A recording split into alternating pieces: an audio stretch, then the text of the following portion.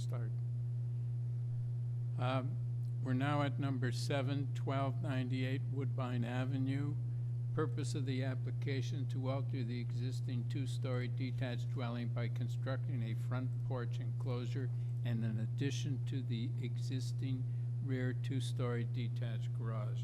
For this application, we have material submitted by the applicant, correspondence from community planning, reports from community planning and urban forestry. Mr. Khan?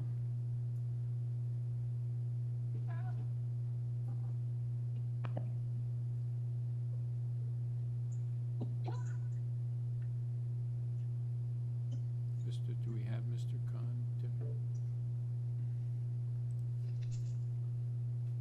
Hi, Imran. We've unmuted you. We can hear some background noise, but we can't.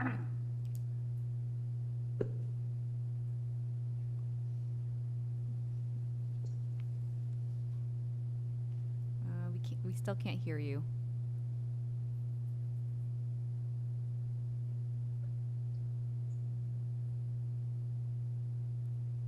Why don't I give you a call at the number you've registered with? Just give me a moment.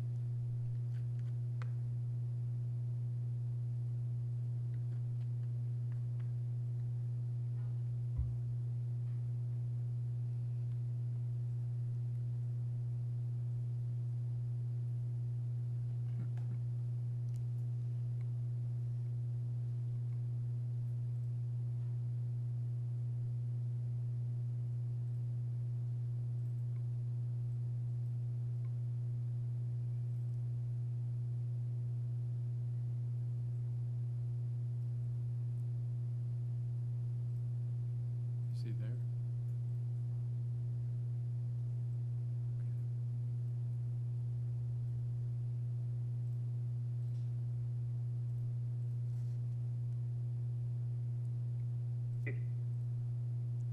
Mr. Khan?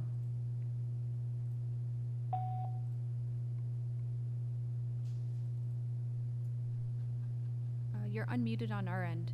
You might have to unmute yourself on your end.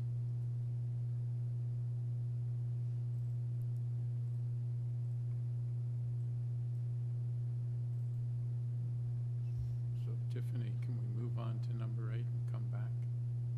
Yeah. If you can sort it out with him. Right.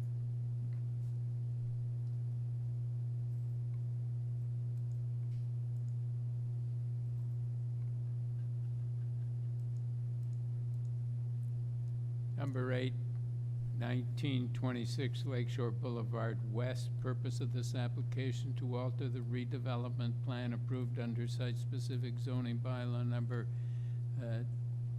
1083/2014 for two 38-story mixed-use towers by reducing the minimum number of visitor parking spaces from 108 to 94. With this application, we have material submitted by the applicant, correspondence from engineering. Sorry, and Mr. Chair. I transportation. don't know if it's just my audio. I just can't hear anything that you're saying. I Pardon? didn't hear anything either. Who? Oh, our room. I didn't know it was was- started. Yeah. Okay.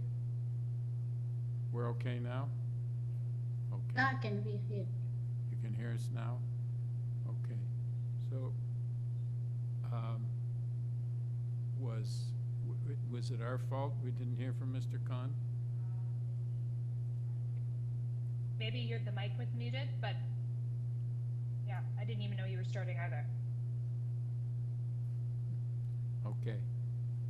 Well, we started on 7. We couldn't get the first speaker. I moved on to 8, but it may have been our fault. Yeah, let's go back to 7.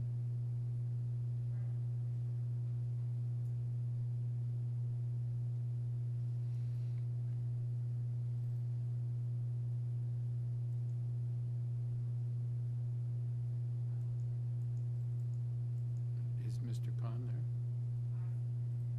Okay, all right, let's do it again. All right, we're now starting over because we had a technical problem. I'm going back to number 7, 1298 Woodbine Avenue. Purpose of the application to alter the existing two-story detached dwelling by constructing a front porch enclosure and an addition to the rear two-story detached dwelling. With this application, detached garage, pardon me. With this application, we have material submitted by the applicant, correspondence from planning, and reports from planning and urban forestry. We also have email correspondence from Imran Khan, which was received October the 14th. Mr. Khan.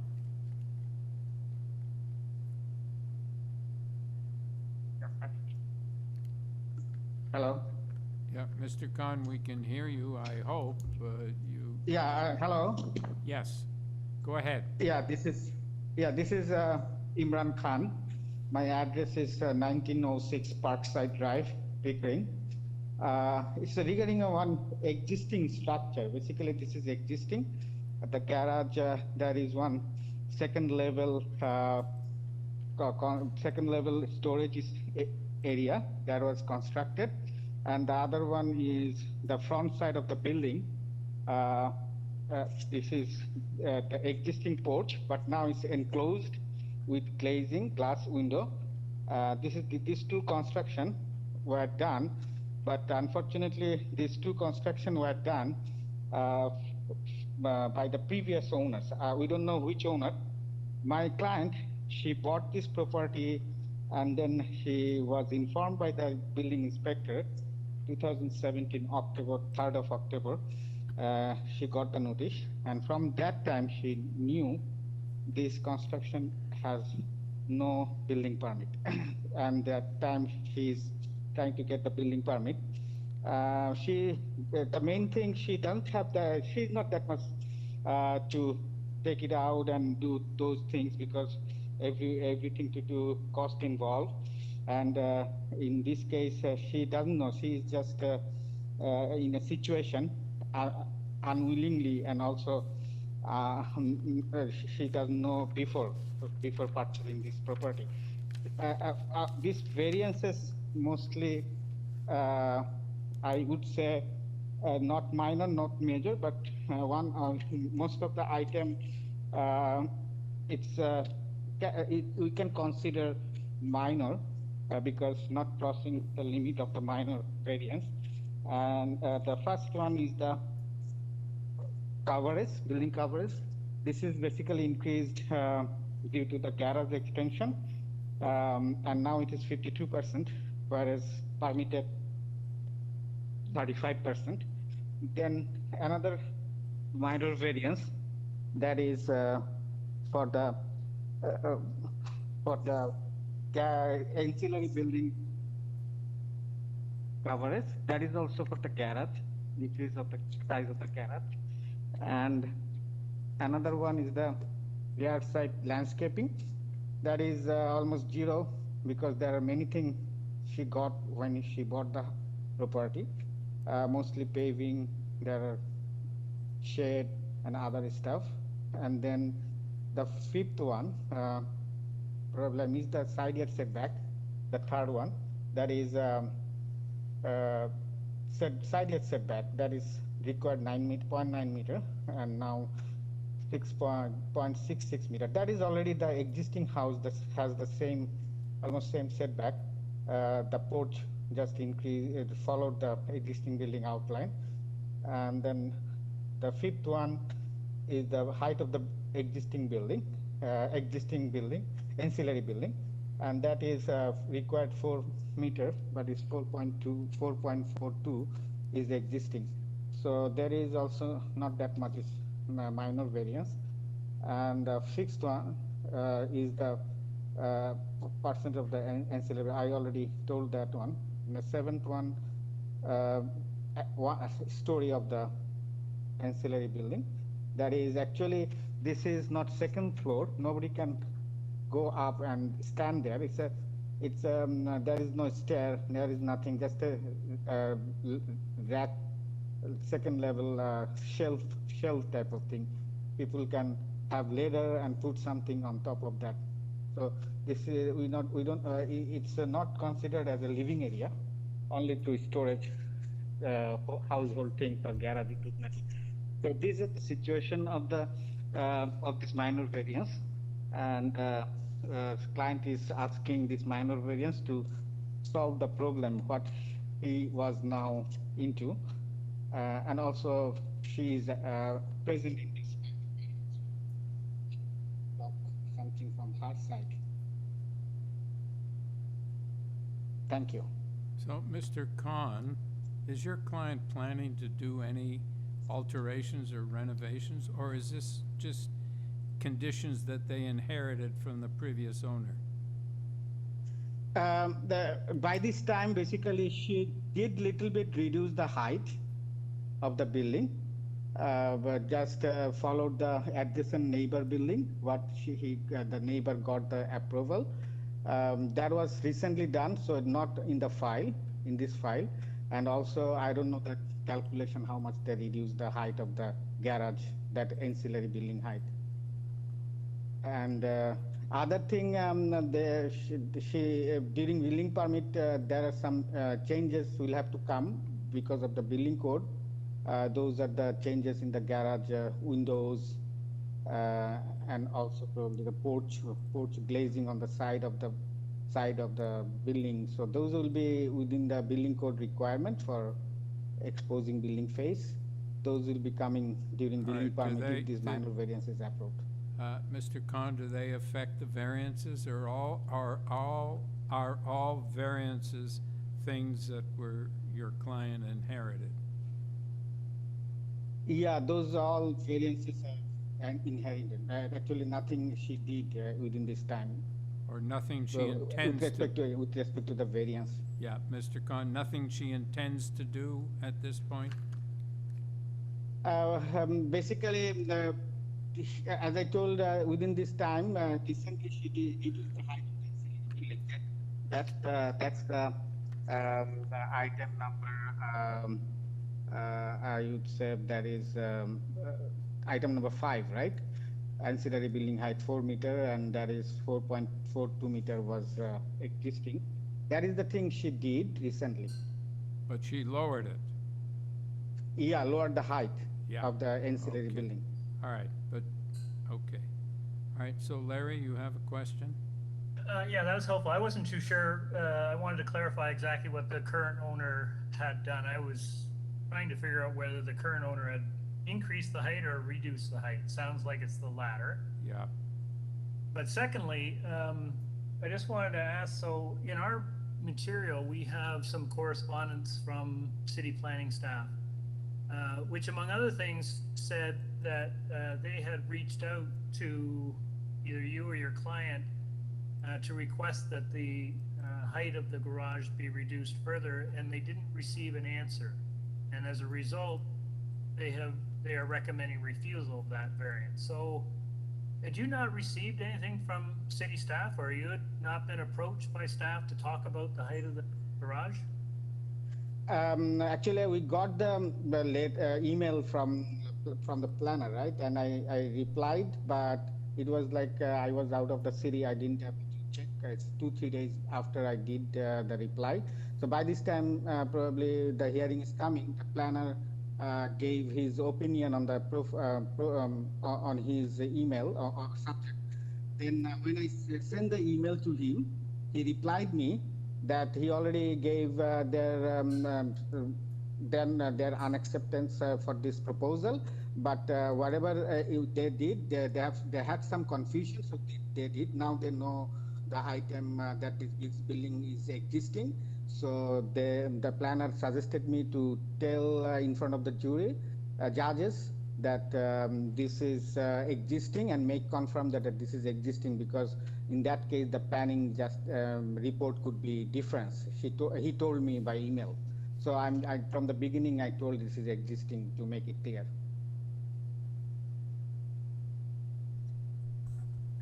Yes, Yim? I would like to just clarify Larry's question. So the 4.42 is already been at the original garage was a little higher, and this is already been reduced. then the current height is 4.42. You still need this variance because the maximum is 4 meters, right? Yeah, maximum is 4 meter, yeah. Now So it's it's 4. already been reduced. The 4.42 is the current height. Is No, this is the height mentioned in the McGill. Previous height was existing, but by this time, recently she reduced the height of the garage. I don't know how much is sitting for me. I can say, but she confirmed me that that is reduced, and that is she did as per the adjacent neighbor building that was already approved previously by the city of Toronto. So she followed that the same height. So I don't know how much height, but she reduced in this time. Through you, Sharon, Mr. Chair. I mean, I hate to belabor this issue, but this is kind of an important consideration. If the height of the garage is less than 4.42, I think we would benefit from knowing that. The owner is also actually here in presence in this hearing. Would they be able to confirm? I don't know because I asked this morning, she didn't able to confirm me. So I don't know whether she got the information for her because this was done by his neighbor, her neighbor. So her neighbor knows everything. But she's a little bit simple-minded woman. She didn't know anything about how much reduction in the. But also I didn't know this. I knew it recently, right? So I don't have the opportunity to go there and measure the building, right? So Does someone have a tape measure? I mean, can you run out in the backyard and measure it? the owner, I was his property. It's like I'm from Scarborough now, so it's like very tough to go there and measure within this time, right? But So I don't know. it's 42 centimeters. So I guess what we're trying to get at is if she has reduced it from 4.42, it may well be she reduced it down to 4.0 and you don't need a variance. I guess Yeah. we're really Yeah, trying I to think get so. at. Yeah, she will agree to reduce this because if it is required to reduce again, she will do for the minor variance to omit one of the variance. She will do. So if we eliminated, for example, if we eliminated variance 5, she could accommodate that? Yeah, I will suggest him, and it's for her to save this minor variance. If she has to do this, she has to do this, and she will do that. What about the second story? The planning says they want the garage reduced to 1 story. As I told, this is actually by consideration is a story, but it's actually this is not a living area. It's just to store things, right? And this height is also not that much. I submitted the drawings for that thing, so it's not a living area. By definition, it's a story, but it's not a living area. But they don't need that variance either. It's 4.2. 4.42 is not enough for 2-story anyway. Yeah. Through you, Mr. Chair, it appears that all of this has already been constructed. So I believe the purpose of application should actually read to legalize and to maintain Yes. a front porch enclosure and in addition to the existing rear 2-story detached dwelling, and that would match the order to comply that's on file from 2017. So how does that help us with the conditions relating to the garage?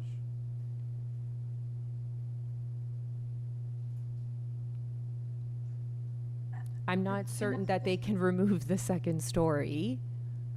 So it may just be something that you consider to what planning has advised. Can I suggest something? I think we sort of tried to clarify that, but the more we try, actually the more unclear it is. So I think that if we're going to legalize what's existing, maybe they have to have all these variances anyway, because otherwise they will be in trouble, right? We do not know what the actual height of the garage is, but for 16 inches more, I do not think is major. I think can accept that as minor. And there's a two-story or it's only definition whether they can actually stand up there. I'm perfect fan too. But Okay, are you saying I that, think that what I suggest is we just consider as it is. Just, okay. So, any other comments? You want to make a motion, Yim? okay, I'd like to make a motion subject to for approval, subject for forestry condition number 2. All right, seconder?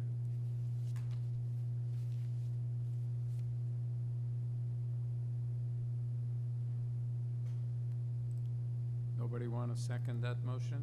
Lisa, are you seconding the motion? I'm just looking, is it forestry condition 2 or 1? Oh, it is 2, I'm sorry. Yeah, it's two. I'm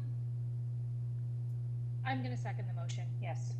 Do we want to tie it to the plans of the garage so it's not a full second story, or are you saying this? I do not know, maybe that's why Tied that's to the the. plans of the garage? It's fine, I'll second your motion, it's okay. All right, all in favor? You have your approval, sir. Thank you.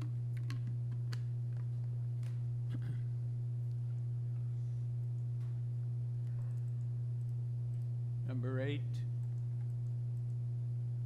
1926 Lakeshore Boulevard West. Purpose of the application to alter the redevelopment plan approved under site-specific zoning bylaw number 1083, 2014, OMB, for 2 38-story mixed-use towers by reducing the minimum number of visitor parking spaces from 108 to 94.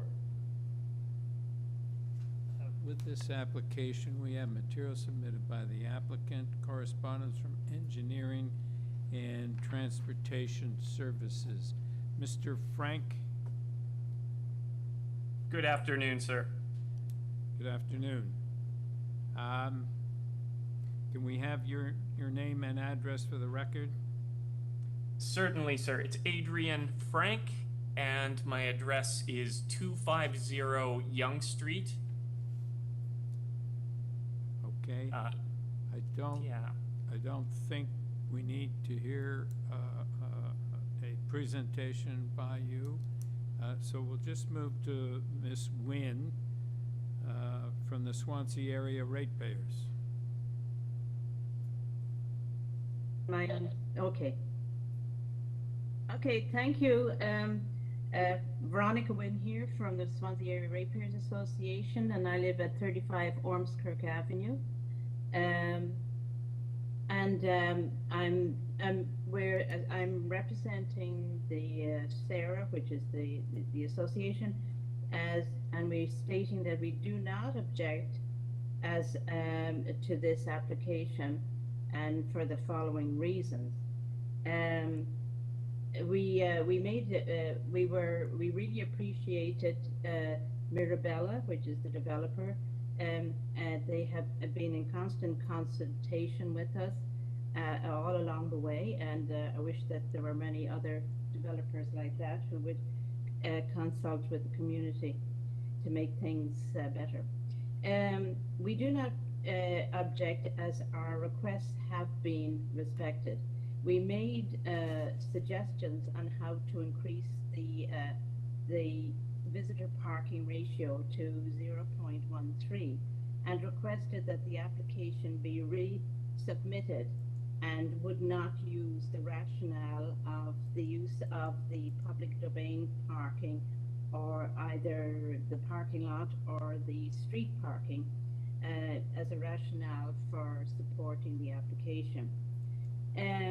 We do this because there is a tendency for these developments to go that route, and we wanted to protect the public domain, which is a parking lot across the street on the lake, which is used by the community and visitors to the area, and also the street parking, which has been imposed on every street in our area. So I think it was Mr. Parks, with whom we dealt with, they actually resubmitted the letter and they took out all the references to the public domain parking lot and also the permit parking on the streets. And we asked that you also asking the Committee of Adjustment that they would put as, the reference or a condition of this application, that it would also be approved based on the same condition of not using the public domain parking to, I don't know whether you say supplement their visitor parking on site. Okay? I don't understand what you're saying. You mean that if I visit that building and the visitor parking is full, I can't go and park in a public parking spot? No, I'm saying that they don't advertise it as a place, as a rationale for approving this application, because sometimes we have experience in say advertising by other developers. They have put in a suggestion that for not just for visitor parking but for owner parking, if they couldn't afford to buy the parking spot, that they could park on the street and do the parking, the permit parking or the visitor parking lots. And so we just wanted to avoid that at all costs. It's not necessarily a condition just for the visitor parking, but for any parking in their building. So they agreed to this, and they actually resubmitted an application letter which took out the original references to this, and so that's why we are not objecting it today, but we would appreciate the Committee of Adjustment, and I don't know how you would phrase it, because it's not to prohibit the parking if it's full, but it's also that they would not suggest it and offer it as an alternative. Well, I don't think, with all due respect, Ms. Nguyen, we have any authority to do that, and I don't think that the city, I don't think the city would be able to enforce it, but the record, the file, would speak for itself, because all that's been eliminated at your request. Right. So I think you have to make if you haven't already, you're not satisfied with the documentation that you exchanged with the developer, you might want to fortify it, but I don't think that we as a Committee of Adjustments have any authority to do that. And that's okay, but as long as, I just thought, hey, it's a good opportunity to present this as an option, because it is I would call it a plague from other developments, and I appreciate that this development, Mirabella, had really all along the way, when they bought out the project from the previous owners, they have reached out to us constantly, and we really appreciated it. And so, but it's just an add-on, because actually we are dealing with another big development that's beside it, and so we thought, well, this is a good opportunity to say, hey, Mirabella did this, and so you're not doing it. All right, well, you are, you have our permission to do that, but we don't have any authority to help you. All right, thank you, Ms. Nguyen. I thought it might be good to have it on the record, too. Yeah, okay, thank you. All right, panel, so I don't think we need to hear from you, Mr. Frank, with respect to this thing, since Ms. Nguyen is in support. Panel, do you have any questions, comments, or do we have a motion? Chair, can we do we do 8 and 9 separately, or can we combine them? It looks like it's the same. I think we should approve, deal with this one and then move on to the next one, because it's a different issue. Okay, I'll move approval of this application then. All right, seconder, Lisa, All in favor? You have your approval, sir. Thank you. Let's move on to number 9. Same address, 1926 Lakeshore Boulevard West.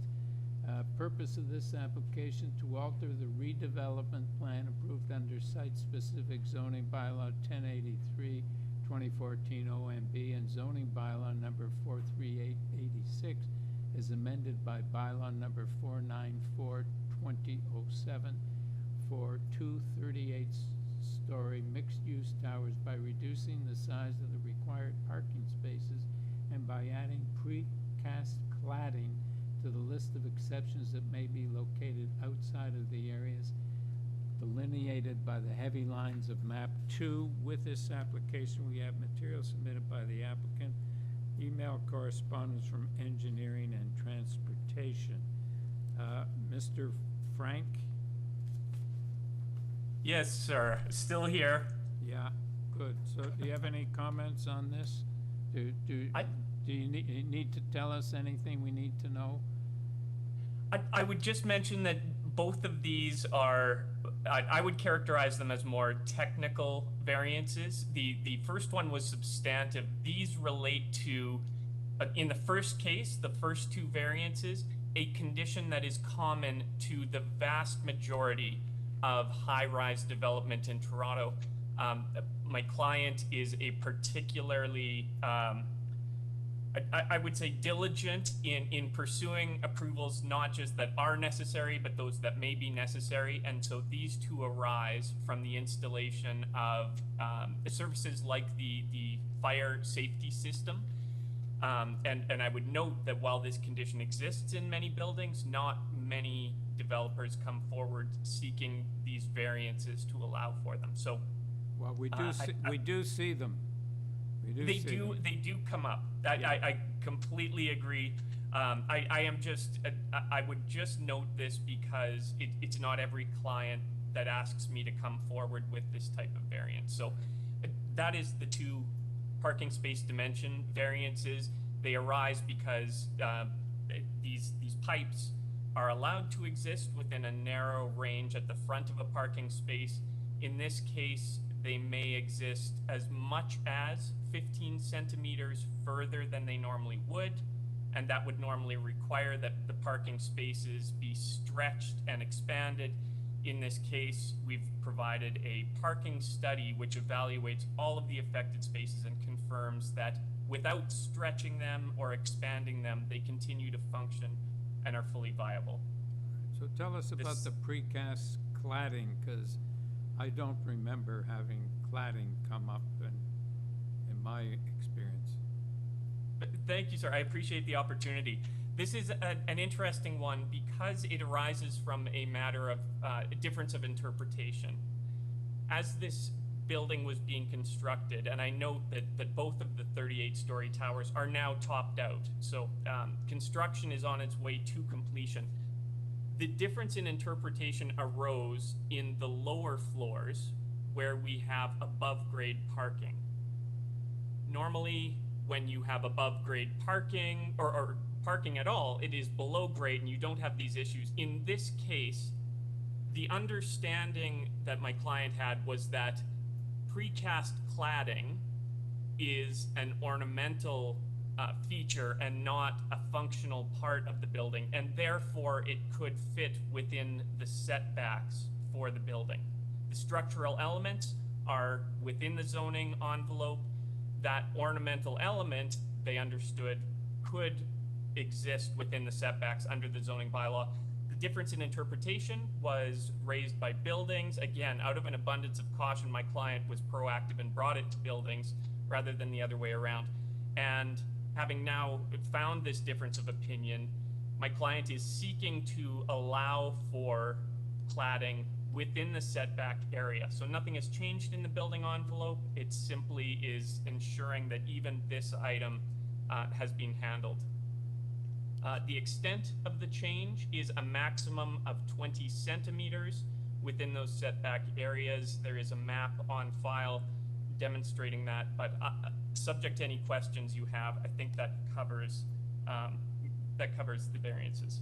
So I take it that from what you said, I understood, and I may be incorrect, but I understood that the issue hasn't been resolved, but as out of abundance of caution, your client's making this application. That is entirely correct. Okay, thank you. Panel, any questions? All right, any comments, or do we have, Ms. Nguyen?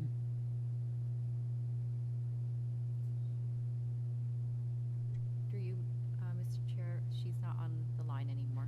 Okay, good. I was gonna ask her if we needed to hear from her. Okay, so panel, comments, or do we have a motion?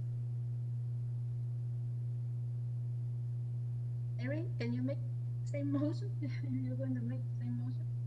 Yeah, sure. I think both of these were very technical in nature, and I half wanted to ask Mr. Park which developers don't come in for these kinds of approvals, but I thought that might have.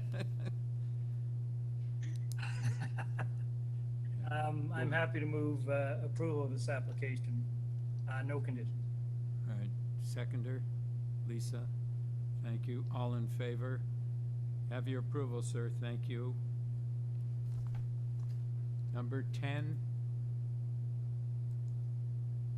15 Wales Avenue. The purpose of this application is to alter the existing 2.5-story townhouse by constructing a rear third floor addition, a rear third-story rooftop deck, and a rear one-story addition.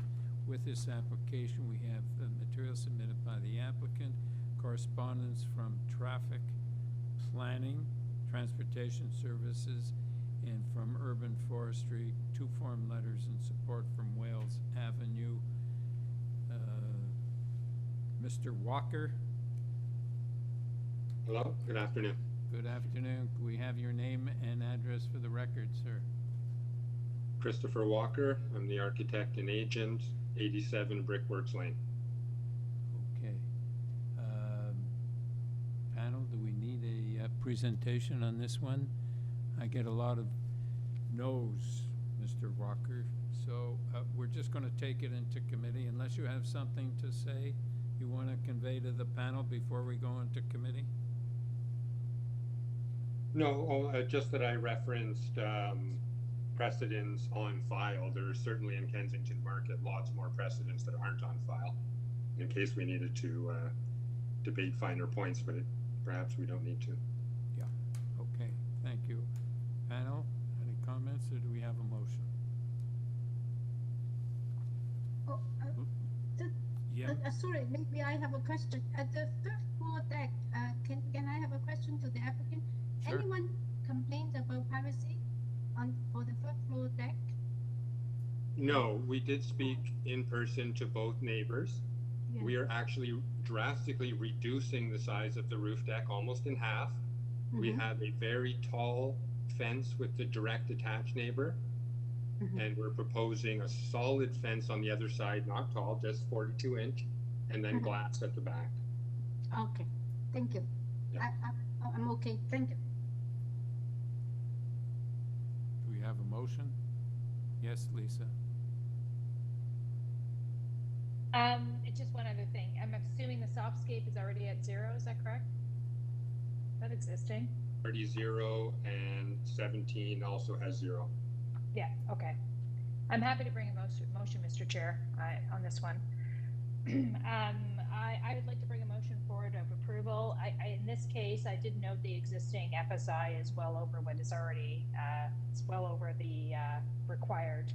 I think this is a modest addition to this house, and we've heard that they've already addressed in terms of privacy. They've put screening, and this is reduction in the deck size anyway. So I think this fits in with what's going on. In my view, it meets the 4 tests. So my motion would be for approval of the application, subject to urban forestry condition number 2. All right, do we have a seconder? Yim, all in favor? You have your approval, sir. Thank you. Number 11, 19 Amelia Street. Purpose of this application is to remove the detached garage in the rear yard of the existing 1-story detached dwelling. With this application, we have material submitted by the applicant. We have email correspondence from Heritage Preservation. We have urban forestry report and 2 form letters in support. Mr. Hatch. Sorry, through you, Mr. Chair, we also have 6 additional form letters in support. Okay, good. Good afternoon. My name is Jonathan Hatch. I'm representing the file at 19 Amelia Street. Yeah, your address, sir? 6 Bishop Street, Toronto, Ontario, Okay. M5R 1N2. Yeah. I, frankly, I didn't know. Oh, wait a minute. Okay, all right, okay, I see, I understand. So you're gonna have no parking spaces.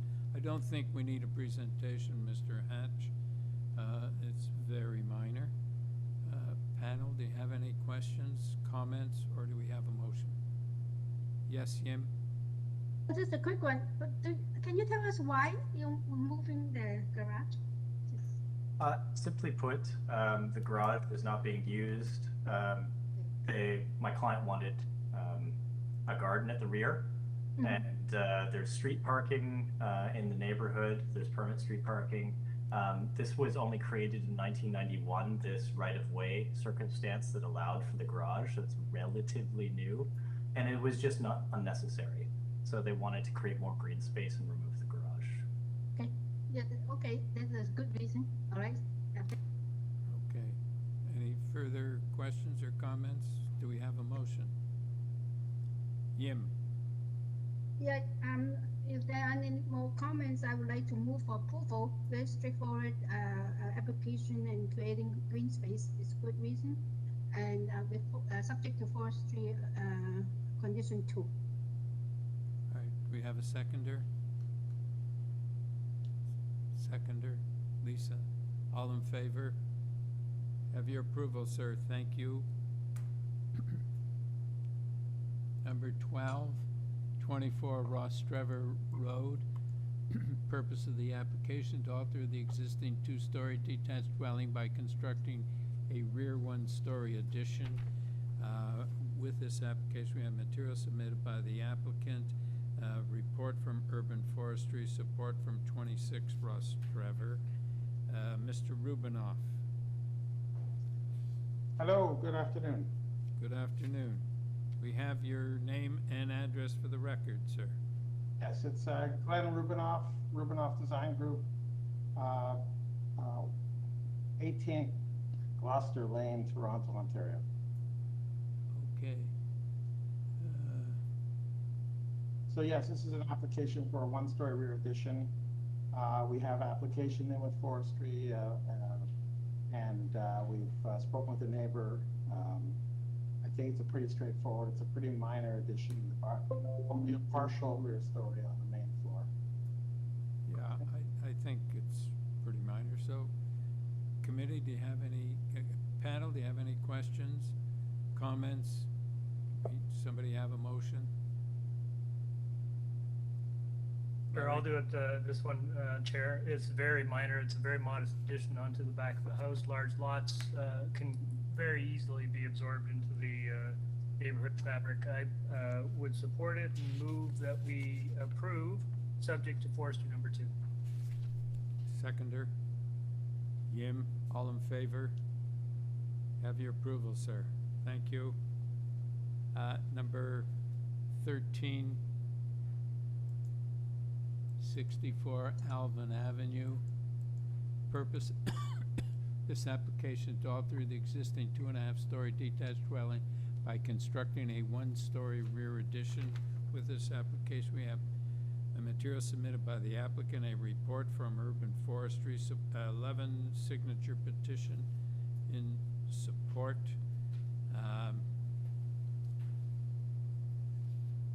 Alam Macker.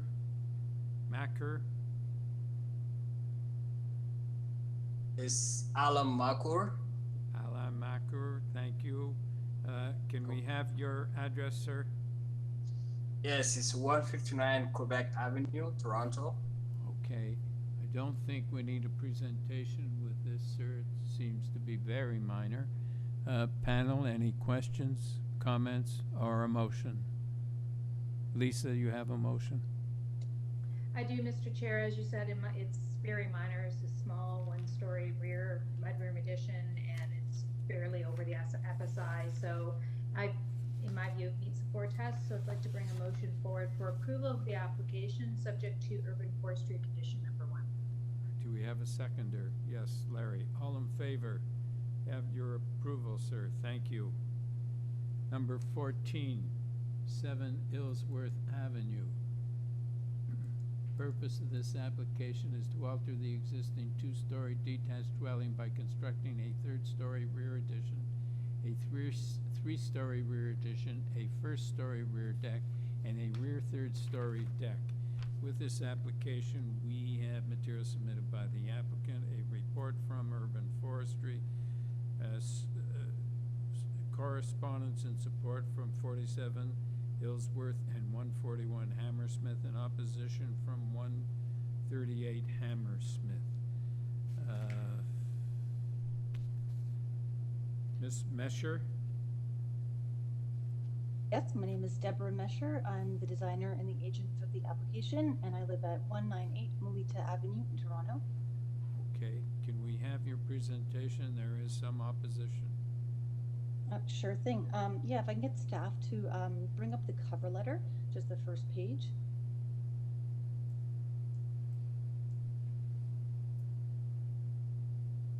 Yeah, that's perfect.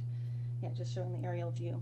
Okay, just first for some geographic context. So this property is north of Queen, and it's kind of, you know, the next one from the corner. So it has 6 properties to the east whose backyards back into or abut the side yard. It's in a residential zone with a 0.35 density, which is actually, it's right on the border of another 3 houses over to the west is a 0.6 density. And the reason I'm mentioning that because it is important for the precedents I'm going to bring up. But it is, the 0.36 density has larger properties, mainly lots of them abut onto the ravine to the north. So just some context, this is really on the border between 2. If you scroll down to just page 3 there in that same cover letter.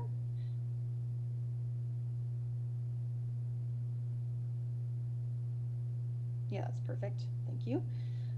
So the existing house is a 2-story, you know, modest house with a 1-story rear addition. And what we're going to do, we're proposing a 3-story rear addition that is set back both from the street quite significantly, but also from the side on the upper 2 stories. So this is adding a couple bedrooms and a family room to this very small house. So we're seeking relief on 6 variances, which is overall height, main wall height, density, side yard setback, a deck area, and a roof eave setback. So there is, as you mentioned, there is support from neighbors for the proposal, and there is an objection that that came late in the process, and I'll touch on that in a minute. But first, for the precedents, so the salient variances of height and density. So in the cover letter, I highlight 3 very, very comparable precedents in this exact same 0.35 density zone, which is 15 Glen Ames at 0.81 density with an excess in height, 20 Southwood at 0.9, 40 Pine at 0.98. So these are the reason I highlighted just the 3 of them, just because they were the most comparable. But what I didn't highlight is several other precedents that had singular variances like density or height in this very same 0.35 zone, like 135 Hammersmith, 171 Hammersmith, 47 Islesworth. So there's a lot of them that have singular comparable variances. But more than that, in the very next, just kitty corner, stone's throw, 0.6 variances, there are literally dozens that have very large, you know, density variances, either like this or more that are comparable. So I was just trying to highlight the 3 most important ones, but just to give you a kind of geographical and zoning context for this. So if you wouldn't mind opening the shading study, that was a late addition.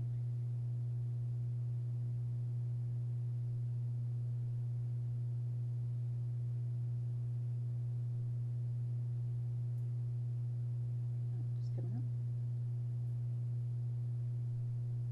When was it submitted? It was yeah, this week. I saw it uploaded on the AIC there. It was loaded on the AIC? Yeah.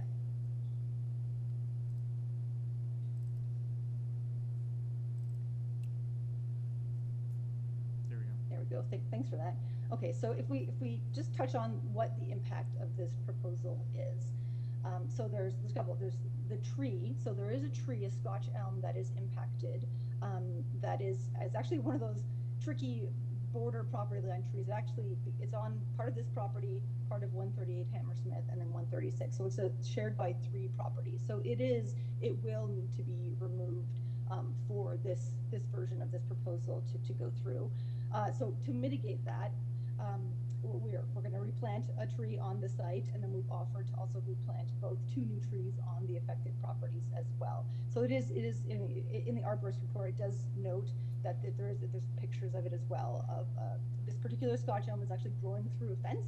So that does have some impact on the longevity of this tree in general, but I can speak more to that in the questions. But okay, so another concern is overlook. So there is, in the fire code, the requirement for that 3rd-story deck off of the rear of this addition, and fully happy to mitigate that by having that 1.5-meter high opaque screen on the east side to prevent overlook into those side backyards. And the third one is shading. Okay, so this shading study that you've got in front of you here is showing the 2 extremes, winter solstice and summer solstice, and having, in the left column, all of the existing house, and then showing what the addition is. So you can see, in the wintertime, it's dark both times. At noon, it's generally the same. And in the wintertime, it is fully shaded both in the existing and the proposed. And if you scroll down to the next page, where the only kind of discernible difference is at the summertime at 4 p.m., you'll see on the left, that Scotch elm actually does shade that backyard quite a bit. And if it was removed, yes, the building does shade it, but it is a very, very minor difference between the 2. So on the whole, there's very little impact to shading. So the last one I just want to touch on is view. The neighbor at 138 Hammersmith has expressed some concerns about the shading, about the things that I just mentioned, but also the view from their backyard and looking at the wall of this 3-story addition. So, I mean, this is a geographic consequence of backyards abutting the side yard, where it's not it's not abutting the backyard of someone's backyard. It is the side of the house. So right now you're looking at a 2-story plus roof peak wall of that. And yes, this is a little bit higher. I absolutely concede that there is view that is different, that is changed, from what it is now. But as I say, it is an existing condition. And I would remind that, it comes up a lot in committee that there is no right to a view. So I guess to summarize quickly, I just want to say that yes, I do think this does meet the 4 tests, and I'd be happy to answer specific questions about the variances. Thank you. Okay, panel, any questions? Yes, Lisa? Just a quick one about your comparables, and you said a few lots over the FSI jumps to 0.6. Where exactly? I'm just looking at the location map. Where does it jump to 0.6? I missed that. Just to the west. It's really 3 houses to the west. That corner property on Islesworth right there is in a different zone. So this is really on the border of 2. The corner property. Okay, number 1. No. So you see, 157 on the left. It's on another street. Okay, that is a different zone. That's a different zone. I was just going to ask. In terms of lot sizes, are they similar? But I guess it really depends. Like, I'm assuming some of the ones you're talking about in the 0.6 zone have similar size lots. Yes, they do. Do you know? Which is why, yes, they do. Which is why the variances are very close. And in the 3 that I did highlight in the 0.35 zone, all of those square footages that I did get approval for are all much more. We're 225 square meters, and they were 280, 325, and 319. So those are even larger houses than this will be. Okay, because I think there was in some of the opposition that were like talking about houses not being comparable, and I just wanted to get an idea of what the lot sizes were like in the 0.6 zone, but it sounds like they're probably similar size, some of them. I know some of them are larger, obviously, or smaller maybe, I don't know. Yeah, it's an R zone, so there are some semi-detached, some detached, and this one's an RD zone, all detached. Okay, thank you. All right, so Ms. Mesher, I want to understand how the city decides whether it's 0.35 or whether it's 0.6, because we had an application on the fringes of Witchwood Park. And Witchwood Park, as I understood it, was lot sizes were, or the floor space index was 0.35 because they were large lots.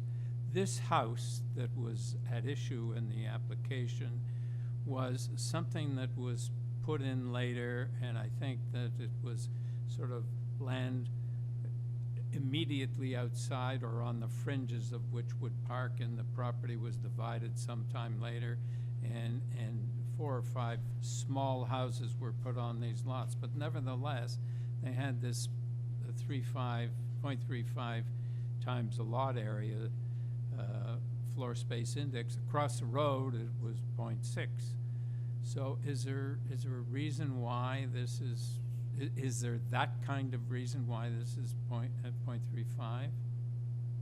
I can't speak to the history of the zoning. I mean, they have to draw a line somewhere, and it's just a consequence of how that falls. Yeah, okay. All right. So, Mr. and Mrs. Ditkovsky?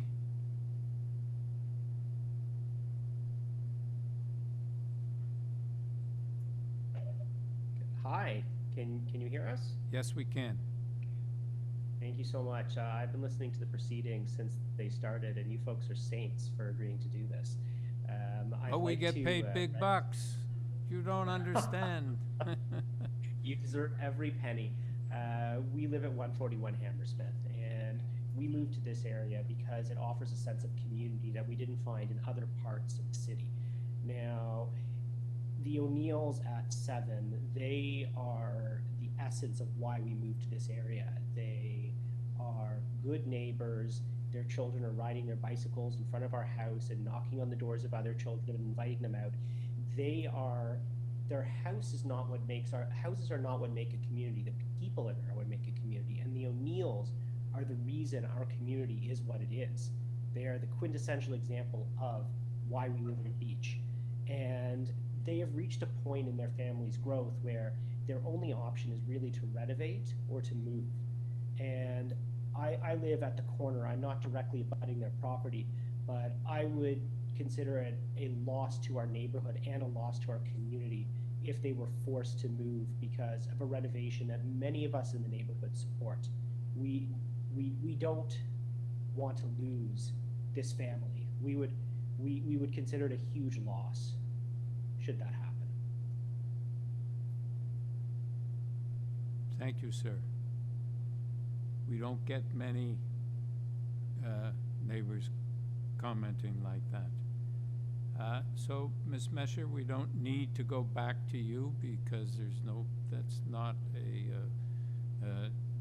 Mr. Ditkovsky's not opposing the application. So, panel, do you have any questions or comments, or do we have a motion? Larry?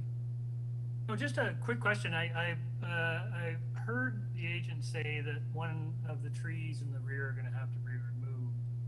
However, her client is prepared to put 2 new trees where the old one was, even in the neighbor's property. I just want to confirm that. Is that what I heard? Yes. So there isn't enough room on 7 Islesworth to have 3 trees that we would need to replace this tree. So we really only have room for 1. So says our arborist, and we have offered to plant 1 in each neighbor's yard, just as a consequence of losing that Scotch elm. Yes. And that neighbor wrote in kind of opposing your application. So is that neighbor comfortable with trees being planted in their? Well, of course, it would only be if they wanted it. So far, they haven't said yes or no, but it's been offered, so that's on the table. That's very kind. And would it be mature-ish kind of trees, not those little sticks that the city puts in front yards, right? Yeah, not a stick. No, the arborist specified the minimum canopy size. I don't have it in front of me, that number, but yes, a decent sized tree for sure. So, it's 3 trees then, 1 on your client's property and 1 each on neighbors' properties?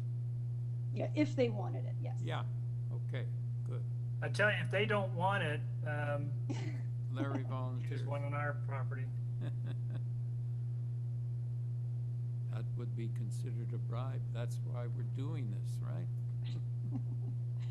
Okay, any further comments, or do we have a motion? Well, now I can't move a motion, Chair, because it would be conflict. Right. Yim. Oh, I thought that Larry wants to have a motion, but No, okay. he's okay. afraid now. I'm going to have a motion for approval, and I'm glad to hear that they work with the neighbors, and then it seems that it's what community is all about, right? And move for approval with subject to forestry condition number 2, and any other things, right? Okay, we have a That's it? seconder? Lisa? Good. All in favor? You have your approvals. Thank you. Number 15, 21 Glen Davis Crescent. Purpose of this application is to construct a new 2-story detached dwelling with an integral garage, a front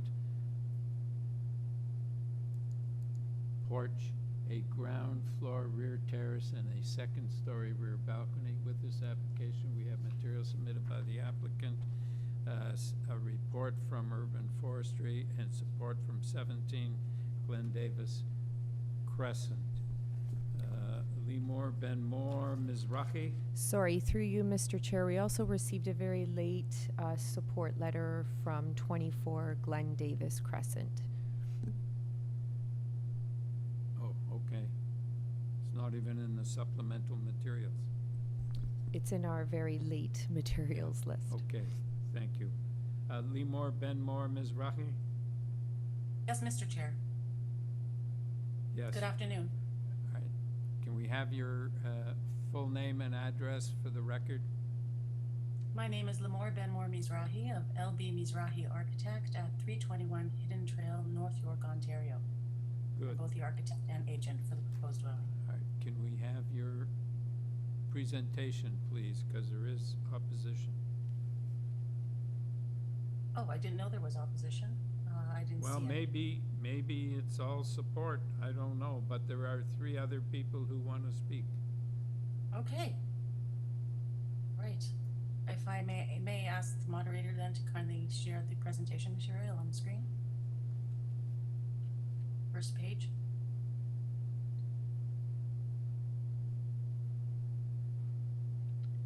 Okay, thank you. 21 Glen Davis is located within an established residential neighborhood with several 2-story infill developments as well as additions to existing homes. These new developments constitute various design styles, massing, and heights. Prior to this hearing, packages were circulated to 15 of the surrounding neighbors, including an explanation of the requested variances. I believe we have 2 submitted letters of support. I don't know if any opposition has been submitted yet. I didn't see it online. Submission of a tree assessment and preservation plan by our arborist has been made to Urban Forestry, and the assistant planner is currently waiting on the notice of decision. Next page, please. We are applying for 4 minor variances to do with building depth, FSI, front yard setback, and encroachment of the front porch and steps. I will briefly speak to each of them. The first variance has to do with building depth. Next page, please. The maximum permitted building depth is 17 meters, and the proposed building depth is 17.33 meters. Maybe the next page is just enlarged. It's a little better. Yeah, that's where you can see. The proposed building depth variance only occurs at the south corner of the first floor bump out at the rear and is due to the angular nature of the lot. This is illustrated in yellow on this site plan. You can see that little sliver where it says variance 1. It should be noted the upper floor is within the allowable 17 meters. With respect to the second variance, the permitted maximum floor space index is 0.6 times the area of the lot. We are proposing 0.63. Next page, please. As shown on this map, similar variances are not uncommon in the area and have been approved in this neighborhood with approved FSIs ranging from 65% to 95%. To remind you, I'm at 63%. The third variance pertains to the front yard setback. The required minimum front yard setback is 13.43. Can we go back to page 4? Thank you. Whereas whereas the proposed front yard setback is at 11.69. So that is shown at the front there. The variance is due to the angular nature of the property line, as shown here, and the projection of the front porch and garage wall on the lower level. The main wall of the house is in line with the two adjacent houses and is within the minimum required front yard setback. Also, if you note, the proposed front porch and lower level garage are in line with the existing house setback. So all of this is illustrated, again, that sort of triangular yellow portion. As mentioned, the last variance refers to the front porch platform. The front porch may encroach into the required front yard setback 2.5 meters. The proposed front porch encroaches 4.84 into the required front yard setback. This variance is due to the large grade difference between the two sides of the house, necessitating the stairs from the front porch to grade. Just note that the rear yard is at grade with the main floor. Let's take a look at pages 9 and 10. This would show the grade difference. So here are the front and north side elevations. You see the slope from front to back, and from the slope downwards from north to south as seen on the front. Examples of front porch, stairs, and platform encroachments due to the large slope can be viewed all along Glen Davis Crescent and in the neighborhoods. If you would please refer back to 7 and 8, pages 7 and 8. So these are all, those are the comparable approved variances for FSI, etc. And just lower down, you'll see some stair encroachments also along Glen Davis Crescent, just because of the slope, and that's just the way they had to build. In conclusion, the proposed dwelling in its thoughtful design has taken into account appropriate massing, setbacks, and height, and in the end is appropriate for the development of the land and meets the criteria set out in the official plan. And when taking into account the requested minor variances in relation to the development on the street, it is our opinion the general intent and purpose of the zoning bylaw is maintained, and the requested variances are minor in nature. We maintain our application meets the 4 tests and respectfully seek approval for the relief of variances for the proposed dwelling brought forth to you today. I'm happy to answer any questions you or the speakers may have. Thank you. Thank you. Panel, any questions? All right, let's move on to Ms. Lewitzka. Hello? Yes. Can you hear me? Yes, we can. Okay. My name is Irina Lewicka. I live at 23 Glen Davis Crescent. So that's the house directly south. The street is winding, so directions are a bit muddy, but our house would be on the directly beside the south side elevation. And I would be most concerned with not only where the wall ends, that south side elevation wall ends, but it's not clear how far the eaves troughs would be protruding past the wall. I don't know if those measurements are available.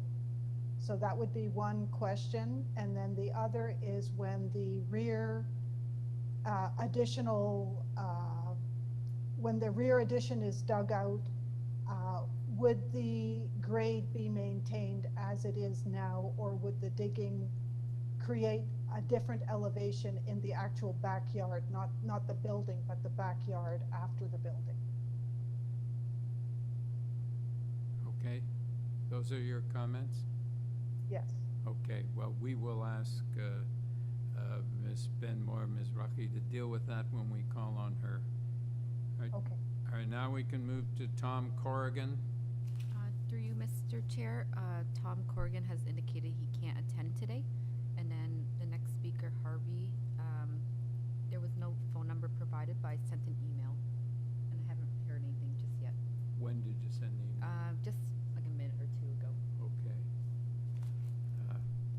So perhaps we can go to Ms. Benmore, Ms. Rocky, and you can deal with the questions raised by Ms. Lewitzka. Yes, definitely, Mr. Chair. So with respect to the side yard, there is no side yard setback variance. We are at 0.9 meters along most of the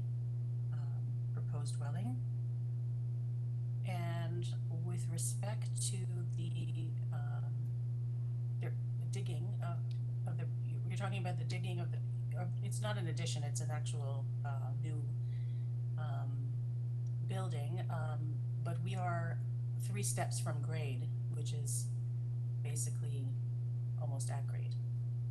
So I don't see any, it won't go any further down. If that's your question. I hope I'm making myself clear. Okay. Miss Lewitzka, does that answer your questions? I guess so. It's just because of when we're talking of grade, their house is higher than our house. The whole street slopes downwards. So there's some concern that drainage will be affected because we'll be receiving water downwards from them. So we are concerned that it doesn't affect our basement, or anything that's existing will not be damaged or affected by the new build. I realize it's an extension. I should have said it's an extension. I realize it's not a renovation per se, it's a complete rebuild, but there are some concerns about the drainage being affected in an adverse way. Yeah. Oh, I also wanted to comment because I've been on here since 2 o'clock not knowing when we would be presenting, but we did get an urban tree report saying that an oak tree on our property was assessed that might be injured in this process, and I'm not even sure where the injury could occur if our tree is on an adjoining property. I'm just curious if that happens often. Well, the root system likely goes on to your neighbor's property, which is why it's possible there might be some injury. Okay. All right. All right. Thank you. Panel, do you have any questions? Any comments? Okay, you haven't heard from Mr. Miniuk? Okay. Well, he's in support, so according to my notes. So, okay. So, panel comments, or do we have a motion? Yes, Larry. Yeah, Chair, I thought this was actually quite a nice design. I think the proposed new build fits in quite nicely with the neighborhood and the community. I think the variances are quite minor. I noticed that the front yard area is quite long, so the setbacks into the front yard, I don't think really are a concern at all. So I think this is a very supportable application. If my colleagues don't have anything to add, I'm happy to move a motion to approve, subject to forestry condition number 2. All right, Yim, you second that? Okay, all in favor? You have your approval. Thank you very much. Through you, Mr. Chair, we are now dealing with the items that were scheduled for 3:30 or shortly thereafter. Okay, and you indicated that there's one application in this time slot that is requesting a deferral? That is correct. It's item number 18. Well, why don't we deal with that first?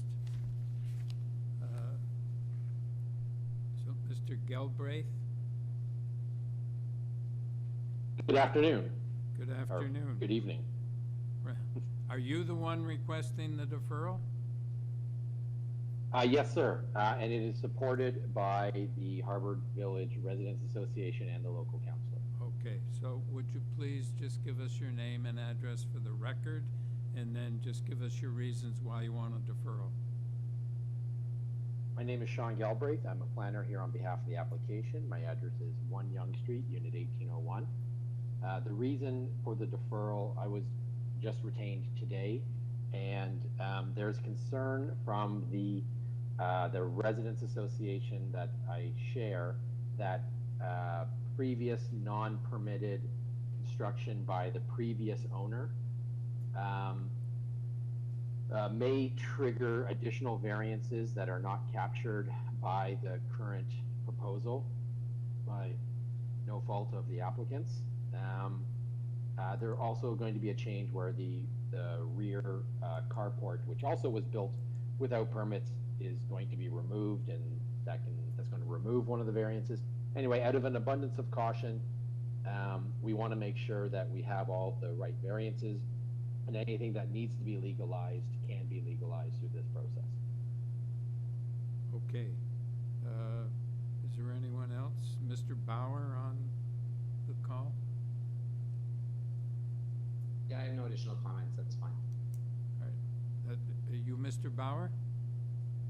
That's correct. All right. So you have no comments? You live at 15 Borden Street? That's correct. Okay. Thank you. Mr. St. Clair? Through you, Mr. Chair, he's not on the line, but he wrote in by email confirming he's acceptable of the deferral. Deferral? Yeah. Okay. Thank you. Panel, do we have any questions? Lisa, a motion, I hope? Yeah, no, I don't have any questions, but it sounds like a deferral is necessary in this case if there potentially are missing variances, and I know the carport was an issue, so sounds like they're gonna, deal with that, neighbors' concerns. So I think deferral's in order, so I'd like to bring a motion forward for deferral. All right, seconder, Yim, all in favor? You have your deferral, Mr. Galbraith, thank you. Okay, so now we go back to number 16. Gotta find it again. Okay, 78 Hillcrest Drive. And the purpose of this application is to alter the existing 3.5-story detached dwelling by constructing a complete 4th-story addition, a rear 2nd-story addition, 2 rear 4th-story terraces, and 1 2nd-story terrace. With this application, we have material submitted by the applicant and a report from Urban Forestry. Mr. Romano. Good evening, sir. Franco Romano, Action Planning Consultants, 2095 Autumn Breeze in Port Credit. Yes, there is some, I don't know whether it's opposition, someone else wants to speak, so you better give us a brief presentation. Certainly happy to. If my presentation material can be placed up on the screen, thank you kindly. So this first slide shows the site plan, and I flipped it so then north is towards the top of the page. You'll see the site in Hillcrest is a curvilinear street. It's on the east side of Hillcrest. Some of these properties are as large as a subject site, and others are as large as almost the footprint of a dwelling that's located upon it. What you see is the proposal is basically to have a top-up addition, so place floor area within the roof line, within the attic, and the footprint is essentially not changing. So the setbacks are what they are today, and we'll see the detached garage in the back is remaining. If we look at the lower left, we'll see this is the roof plan. So that roof is being designed with dormers, and what I've highlighted there in green are the platforms. So one of the platforms is platform number 2 at the top is about 2 square meters, and the other one is the platform number 1, which we'll see on the next page. That's a 6 square meter one. So the basement is considered the first floor, and if we look at the left-hand side, upper left, I have the zoning interpretation measurements in green, and we'll see from the top. What's being proposed in the attic or the roof is a 4th story. It's actually the 3rd floor. Then we go down 3rd story in green, 2nd story in green, and then the 1st story is the basement. So the height, the floor area in terms of what is being proposed at 0.92 includes the basement. So those are technical in nature. See that the overall height is not going to be much different than what's existing. It is going to be a little larger. If we go to but in terms of this measurement too, you'll see that the floor, the ceiling heights are fairly modest. They're all 8 feet. First floor is 8 feet 6 inches, so there's no exceedances in terms of the floor to ceiling heights. If we go to the right-hand side elevation, this is the rear elevation, and we'll see that the 2 platforms that are considered at the 4th floor On the left-hand side, the 6.303 square meter one is screened with rooftop. Basically, there's a slanted rooftop that's being shown there to screen that, and on the right-hand side is a 2.03 square meter platform number 2. Beside that, I have the table that dimensions each floor, and we'll see that the existing floor space index is 0.7. Without the basement, the existing is 0.46, and without the basement, the proposal is at 0.68. And what we see along the street is indicative of what we see within this neighborhood, which is floor space indexes exceeding 0.35 is almost for 100% of properties. If you have a 2-story dwelling, which is what exists on Hillcrest, you're exceeding 0.35. That's basically a trigger to come into the Committee of Adjustment and review the proposal. If you have a 3rd floor, which there are more than a splattering on Hillcrest, you're above 0.7. And that's not including the basement. So, and those properties where the dwelling basically occupies pretty much the entirety of the property, your floor space index is over 1 times, not including the basement. So what we see here are variances that are associated with the technical nature of where the 1st floor is, because this is a building addition. It's fairly modest in terms of the overall size. The footprint's not changing, so there's no trees or other external effects. So it's my submission, Mr. Chairman, through you, that what's being proposed here is minor in nature, sensitive to the neighborhood, and has no unacceptable adverse impacts. Panel, any questions? Okay. Go to Mr. Hollick. There. No, on the middle, no. No, I'll sit there. Okay. Yes. Has to sit there or on the chair? There. Where? There. Hello? Where I have to sit. On the chair or that chair? That chair. Hi, Walter. You're on Hi, Walter, you've been unmuted on our end.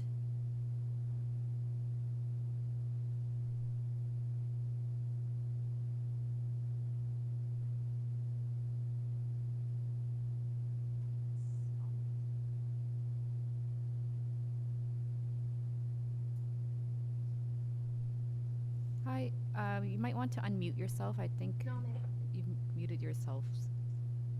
We hear some background conversation on our end.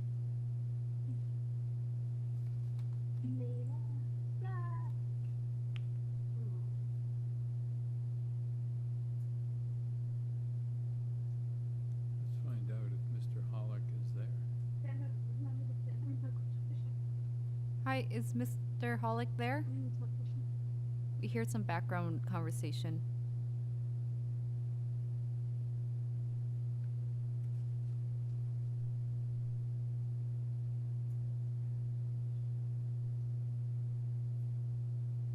Okay. Was Mr. Hollick on the line? Oh. All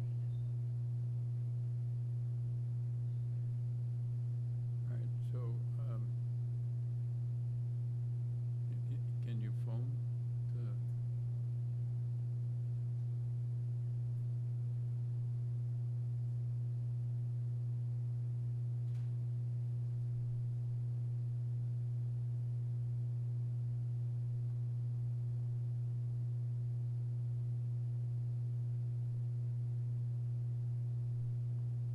Hi, Walter. We're just gonna give you a phone call. If you can pick up the phone. Hello?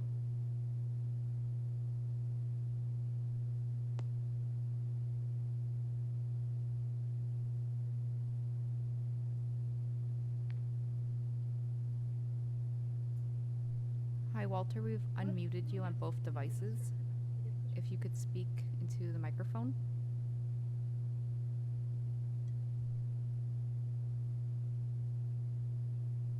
Pardon? But you're not connecting with anybody.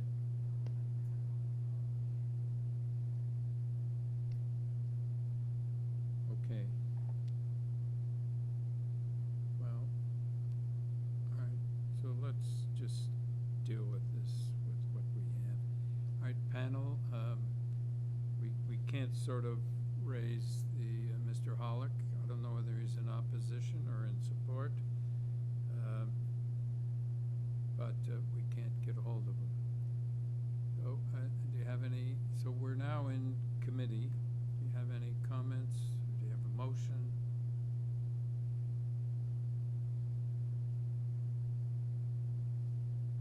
Lisa? Mr. Chair, I'm happy to start. I thank you. First of all, I'd like to thank Mr. Romano for the presentation materials. They really helped explain everything in terms of the variances. I mean, you read the application and you're like, oh my goodness, 4 stories. I mean, so that was helpful. And, I am very clear in terms of what's being added. And in my view, I think that what's being added is reasonable in this case. Mr. Romano mentioned that it's going to remain the same height, more or less, and they're just sort of building out that attic area. I think these variances, this lot can handle this house, and I think the variances, in my view, meet the 4 tests. So I don't know if my colleagues want to add anything further, but I'm happy to bring a motion forward for approval of the application, subject to, I think it's urban forestry number 1 and 2. Sorry, through you, Mr. Chair, I'm just going to ask the presenter to put up on the screen the revised public notice that went out.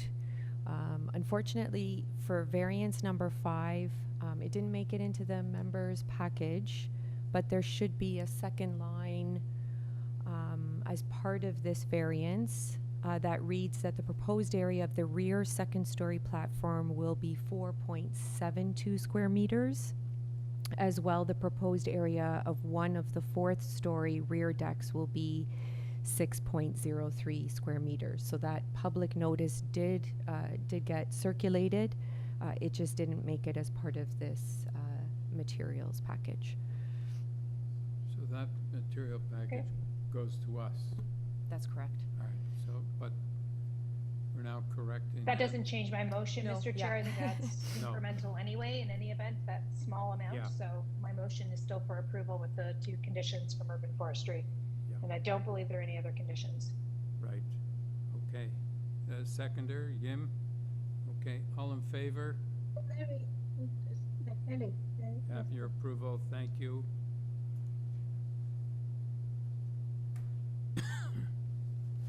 Number 17, 155 Strathern Road. Sorry, Mr. Chairman, for the previous item, do we have to say approve with amended, to add the clause?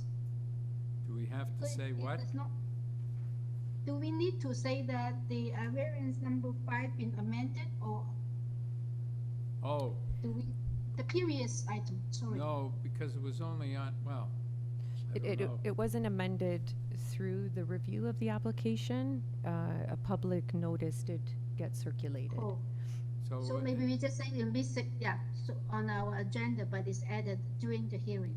Okay, thank you. okay.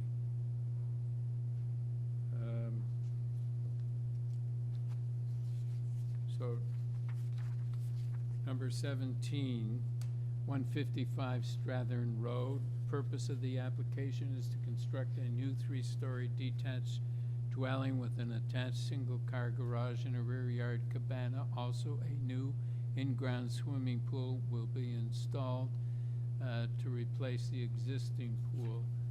And with this application, we have material submitted by the applicant, correspondence from Toronto and Region Conservation Authority, reports from Planning and Urban Forestry, and a 16-signature petition in support. Yeah. Okay. Mr. Lakotos Hayward? Mr. Chair, can you hear me? Yes. For the record, Mr. Chair, my name is Matthew Lacatos Hayward, counsel for the applicant Cole Diamond, and my address is 333 Bay Street, Suite 3400, Toronto, Ontario. Okay. Can we have your brief presentation, sir? Certainly. Mr. Chair, can I ask the presenter to pull up the presentation that I prepared? And if you could start at page 2, please. So our client today is seeking the committee's approval of minor variances to permit the redevelopment with a new high-quality 3-story detached dwelling, integrated garage, as well as replacing the existing backyard features with a well-designed swimming pool and cabana terrace. This proposal requires 7 variances that are set out on the screen. And these relate to the height of a flat roof building, the building length, building depth, front yard setback, and the height of a new cabana to the rear. Could I go to the next slide, please? Now I've prepared this short presentation that I'm happy to take you through, and I've also provided all of our comparables through separate materials as well. I'm going to cover 3 items in my presentation, namely a brief overview of the context and the description of the proposal, my explanation for why this proposal satisfies the 4 tests of the Planning Act, and to confirm that our client has received no objections from neighbors, and we support the conditions of urban forestry and planning for this report. Next slide, please. So I set out here the neighborhood in question, and that this is located within Cedarvale, a stable residential area that has experienced a significant amount of reinvestment in recent years, and you'll see that Cedarvale Park curves along with Strathern Road. Next slide, please.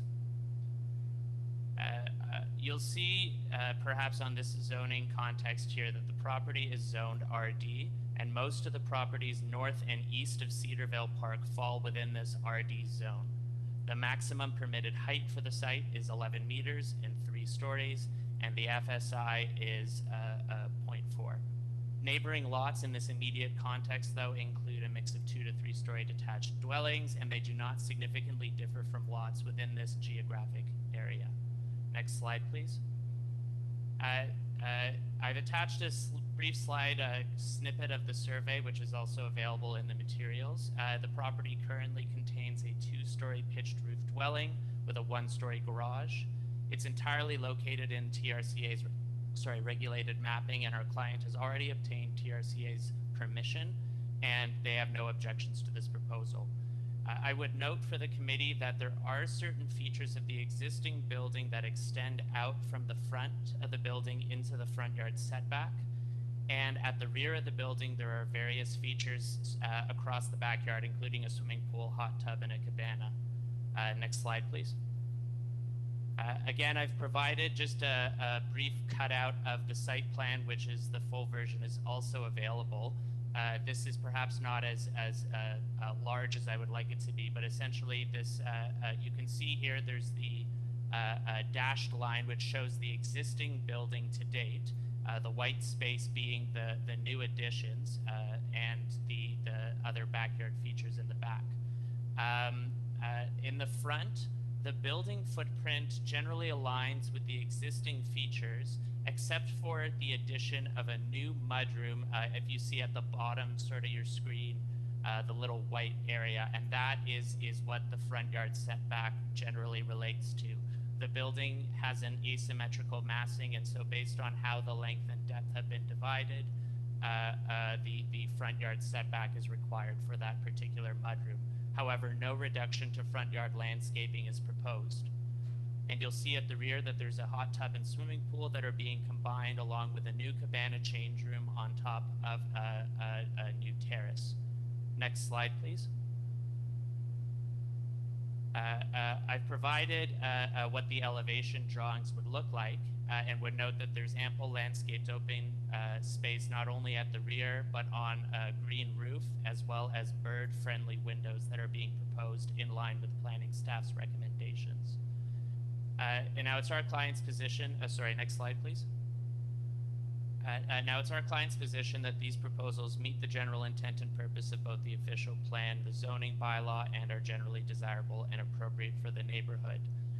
They respect the existing physical character and reinforce its stability through reinvestment, as the building height and number of stories is consistent with the as-of-right permissions, and while flat roof buildings are generally controlled under the zoning bylaw, the geographic neighborhood contains clear examples of 3-story houses with flat roofs, and I would note for the committee 137 Strathern Road, which is right down the street in the immediate context, and I provided a photo there. Next slide, please. I've provided a few more examples for the committee's consideration, and I would also just generally note that a few weeks ago, the Ontario Land Tribunal recently rendered a decision on building height for bylaw 569/2013, and this proposal generally aligns with that proposal to remove restrictions on the number of stories for flat roof buildings and requires step backs for main wall heights. Next slide, please. Finally, Mr. Chair, I would just note for the other variances, density is the most commonly approved variance, and we're within the range of requested variances for density. For length and depth, an as-of-right rear yard setback is being provided. There's no lot coverages, and as mentioned, the length and depth are tied to that front yard setback. The front yard setback is consistent with other approved front yard setback variances. There's no reduction to landscaping and will not negatively impact surrounding natural features. Furthermore, as noted in planning staff's condition, that variance is tied specifically to the mudroom and not for the entire building. Now, our client has prepared a notice package for residents and submitted that and obtained 16 signatures in support of this project. Furthermore, our client agrees with the city planning's conditions, which are attempted to have been incorporated already in the site plan, and we agree regarding the front yard setback condition proposed by the city. And as for urban forestry's conditions, our client again agrees that these conditions are reasonable. For these reasons, Mr. Chair, our client asks that the committee approve the variances sought today, as it represents a project that meets the 4 tests under the Planning Act, is desirable and appropriate for the development of the property, and are generally minor. Pending any further questions, Mr. Chair, those are my submissions today. Thank you. Right, thank you. Panel, any questions? Yes, Lisa. So just to clarify, in terms of the overall building height, 11 meters is permitted but for a flat roof. Is that correct? That's through the chair, that's correct. The as-of-right height is 11 meters. The as-of-right height for a flat-storied building is 7.2 meters. Right, it's in the variance, right. And did you just say that in terms of the restriction of a flat roof building being 3 stories in height, it's no longer part of the bylaw, I guess? I don't know. What did you, can you repeat that? Certainly. So just for context, bylaw 569/2013's height provisions have been under appeal to the Ontario Land Tribunal. And on October 12th, the OLT rendered its decision. While not in force and effect, the OLT commented that there should be no restrictions on the number of stories for a flat roof building, but also proposed further setbacks of 1.4 meters beyond the main wall height. I've attached that decision along with our materials if you're interested. Okay. But I would also just note, though, that the setbacks and step backs above 7.2 meters generally aligns with OLT's direction. Okay, I just thought I heard you say that, and I missed that in your material, so thank you. No worries. I apologize. It was maybe a bit rushed. There's a lot of material to cover. All right, Larry? Yeah, speaking of, so I think I understand, but I wouldn't mind if you just give me a little bit more or the same explanation slower on the length. I think you came, is it, you know, you're asking for 24 meters and the allowed is 19, so that's a significant increase, but what is contributing to that length? Certainly. So the building massing incorporates an asymmetric design where portions of it are sort of dispersed throughout. Based on how the zoning bylaw calculates the length, it takes it from the long side to the long side. And given the length at the first story, that I guess calculation is based on the mudroom addition or not addition, but new development that's being proposed there. So the length and the depth are measured from the rear of the property to that mudroom, which is what is triggering the variance. And as I had noted, though, in the general community, generally length and depth of variances are tied to either front yard or rear yard setbacks. This is generally lots in the geographic neighborhood have somewhat shallow front yards and quite deep rear yards. In this case, the front yard setback that's being proposed for the mudroom is within the range of what's already been approved by the committee in the past, and so that length and depth are only for that portion. So in essence, it's really the mudroom which kind of triggers the majority of the length variance. Through the chair, that's my understanding, sir. Yim? So can I just follow up that question? So with if we remove the mudroom length, what is the length then? The proposed length or the depth minus the mudroom? Just curious. I can answer that question. Just 1 second.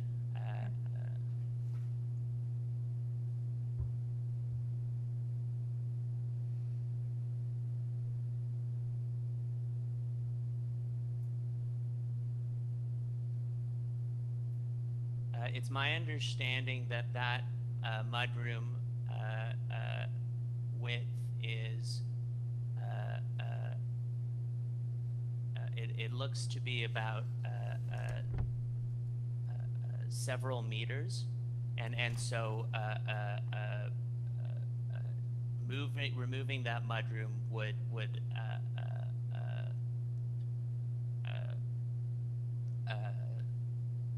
apologies, would likely get rid of the variance overall. However, as I noted,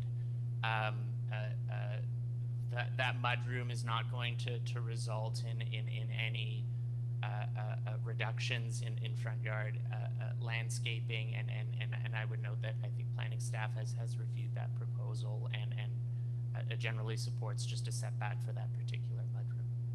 Oh, it's just it's only to give myself some kind of concept about the massing. I'm not trying to get accurate dimensions from you, but it's just the understanding of the major massing is the main wall is still within the permitted length, or depth, right? That's why I asked the question. Through the chair, I think I understand the nature of your question. I think the mudroom is certainly the item that is leading to both the depth variance and the front yard setback variance, and is ultimately what I guess is triggering all of that. So does this property go down to the park? It does, Mr. Chair. And this proposal as part of that is within the TRCA's regulated mapping area. Before this, our client applied to, sorry, I know this is probably not the question you had asked, but it is within TRCA's regulated mapping area and the urban valley area as well. So does that mean that the from the top of the hill down is not counted as part of the lot for the purpose of floor space index and perhaps for length and depth? Sorry, can you repeat the question, please? Yeah, is there a top of the hill or top of the property from the hill down? Is there that issue in this case? No, Mr. Chair. In this case, the stable top of slope, it covers pretty much the existing building footprint to date. If it helps, I can bring up the survey to show you that. No. Would you be able to pull that up? Yeah, I don't need that. I just wanted to know okay, I'm fine. All right, so no more questions. Let us move on to Leslie Aaron.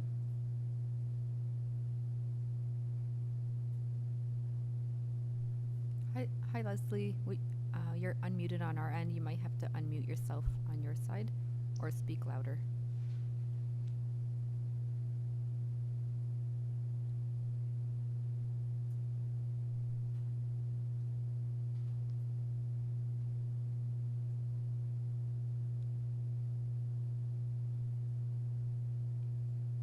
Somebody there? Hello? Hello? Can you hear me? Yes, we can. Can we have your, Oh. can we have your name and address for the record, please? Sorry, you know what? My husband had to leave and he left me the phone, but he didn't tell me what to ask. So I'm going to have to just say goodbye. I don't know what I'm supposed to do. He just left me the phone. He goes, wait, tell me when it's my turn, but he had to run out. So I guess he's gone. Okay. Sorry about that. All right, thank you. Okay. Okay, panel, we're not going back to Mr. Lakotas Hayward.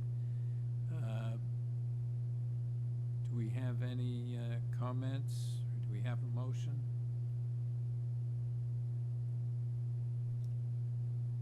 Yes, I Kim. can start. I think in general, this is actually a big site, and then can support the proposal. I'm also in support of the proposal. If and you look through all the variances, I consider them they're minor and can pass the 4 tests. And with this, as is subject to the forestry condition and all those staff report conditions, the 4th condition I would like to move for approval. But I'm willing to listen to other comments. Okay. Do we have any other comments, or do we have a seconder of Yim's motion? Larry, seconder? All right, all in favor? Have your approval. Thank you, sir. Number 18 has been deferred. Number 19.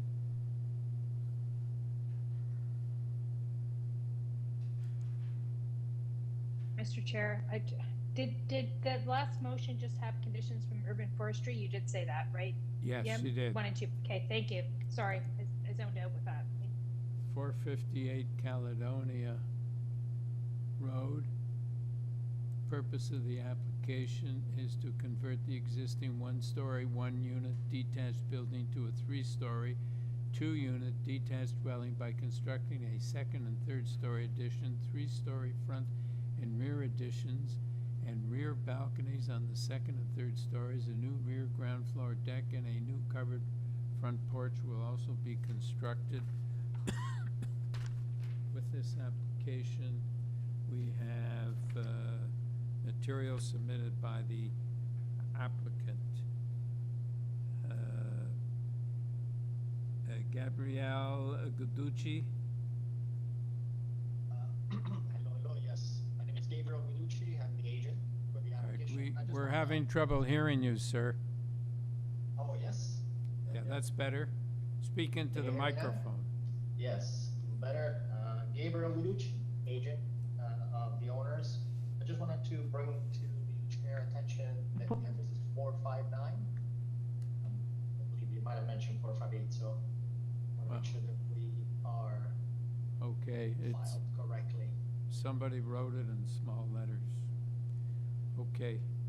I think you've got a lot of, you've got a lot of variances.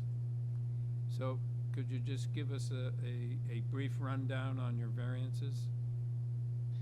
Yes, the purpose of the application sounds really long, but what we're doing, we're maintaining the existing structure. It's a 1-story detached dwelling, and we're adding 2-story and a 3-story rear addition. Obviously, there will be porches and decks attached to, accessing the structures.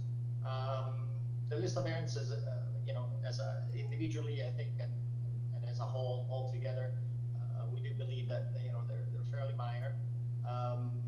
Say probably 50 to 60% of these variances are technical due to the existing construction, the existing structure on the site, including front yard setbacks, side yard setbacks, and whatnot.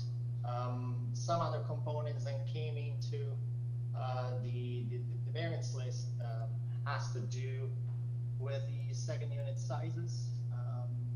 The original home was very small, you know, smaller than any standard houses I've dealt with in the past. So due to that fact, anything we had tried to create and add to this had triggered that variances on the minimum, well, on the maximum size of second unit, which is that 45%. We have spoken to neighbors. My client has been very open to all of his adjacent neighbors. This area is sort of kind of a trend a little bit to have these fairly high structures, multi-dwellings. We're not far from the Eglinton new LRT, hopefully coming soon. There's quite a demand of housing in that area. There's 4 plexes. We're just turning this into a duplex. My client is moving in with an in-law on the 2nd Street. But yeah, we do believe that this is a proper development in that area. Again, there's quite a high demand. It's a major artery taking us to our avenue at Eglinton. Okay, panel, do you have any questions? Yes, Lisa? Thank you. I noticed the house next door is a bungalow. It's fairly close to your client's house. I think it's number 455, and I think there's a chimney on it. I'm just, in terms of the height, this is going to be significantly larger and higher. Is there an impact on the chimney? I don't know if the neighbor has, I feel like, did we get a letter of objection from that neighbor? Maybe in the supplemental materials, or maybe I'm imagining it. But maybe we haven't heard from them. No, maybe we haven't. Anyway, sorry.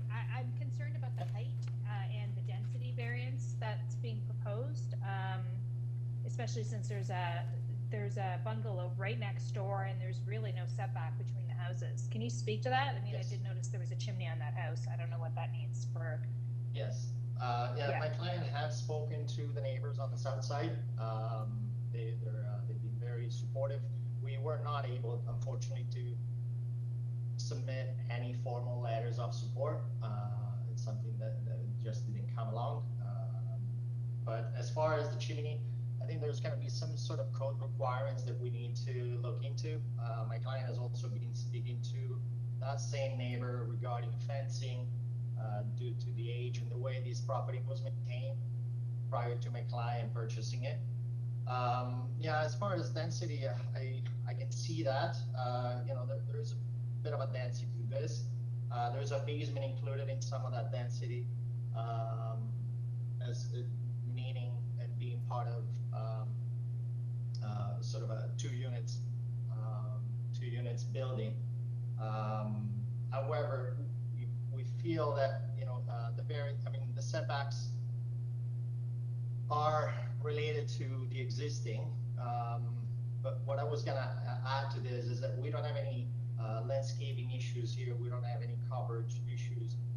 We don't have any building length. So we believe, yes, the density is there, but we also believe that the house cannot really be smaller than what we're trying to build here and to accommodate a couple of families in a demanding sort of neighborhood for housing. But yeah, as far as that chimney, I think something would have to be done code-wise. My intake, probably an investment from my client to accommodate such. That is something that I would have to investigate a little further once we get into construction, if you know, if committee allows us to get through the permit. Okay, any further questions? So do you have examples of density this high, or, I mean, just a general brief look at the area, there are some, I don't know if I'd characterize them as 3 stories, maybe 2-story homes. And then there seems to be a few bungalows around here. How? Yes, so yes, it's mostly bungalows, and there's been a lot of bungalows being turned into these 3-story structures. The bylaw in that neighborhood allowed 3-story, 11-meter high. We're pretty much meeting that requirement. There is several units in the neighborhood with high variances and GFA variances just as high, if not higher than us. We have examples of McRoberts, and the GFA variance there approved at the time was 1.61. We had Summit, Greaves, Keith were all around the 1.2 GFA. There was a new development of 2 new 3-story homes on Woodcroft, part 1 and 2. It's about a kilometer, 1.4 kilometers east of us. That was a 1.33. These were brand new homes. Gilbert at 116, that's about 800 meters south of us. Yeah, the closest would be Summit at 119. McRoberts, it's about 700 meters south of us. So it's, again, like it's a bit of a trend in that area that has been picking up due to the Eglinton LRT coming in. So it's kind of creating, obviously, a demand of housing. There's several townhomes projects coming in. I think the school was sold years ago, just south of Eglinton, north of Sinclair there, and there is a fairly dense development going on. So we do feel that we are within these, you know, we're kind of feeding these demand of housing within these arteries. But yeah, as far as answering your question on the GFA, we've done quite a bit of studies to see where we're sitting at. Yes, Larry. So I do notice that you're not requesting an overall height variance, and you're not requesting any depth or length variances, which is good. But you are going to be a little bit higher than just about everyone else. So, and I do notice you do have a 3rd floor balcony. Are you planning to screen that, put privacy screening? Because you're going to be, that's going to be kind of overlooking a lot of neighbors in behind. We could definitely screen it. We can definitely make that a condition. The 3rd floor balcony is a building code requirement. It is the smallest balcony that we could probably provide in this scenario. It's a, it's an exit. It's a building code requirement for 3rd story, sorry. But yes, Yeah. that screening might probably be not an issue at all. Yeah, I think it's probably good given, there's no one opposing this, but just the juxtaposition of your house relative to everyone else. So I think we should probably put conditions around screening if we decide to approve this. Yes, Jim? Mary, are you thinking of just the 3rd floor balcony or the second?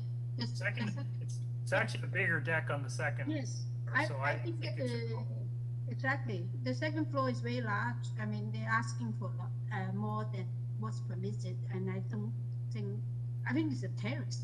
It's not a balcony. I usually think it's smaller. So I will think both the 2nd and 3rd floor. Okay. I'd agree. Okay. We go to David Rodriguez. Through you, Mr. Chair, we've called him twice and there was no one picking up the phone. Okay, all right. We're now, we have no other speakers, so we're now in committee comments or a motion.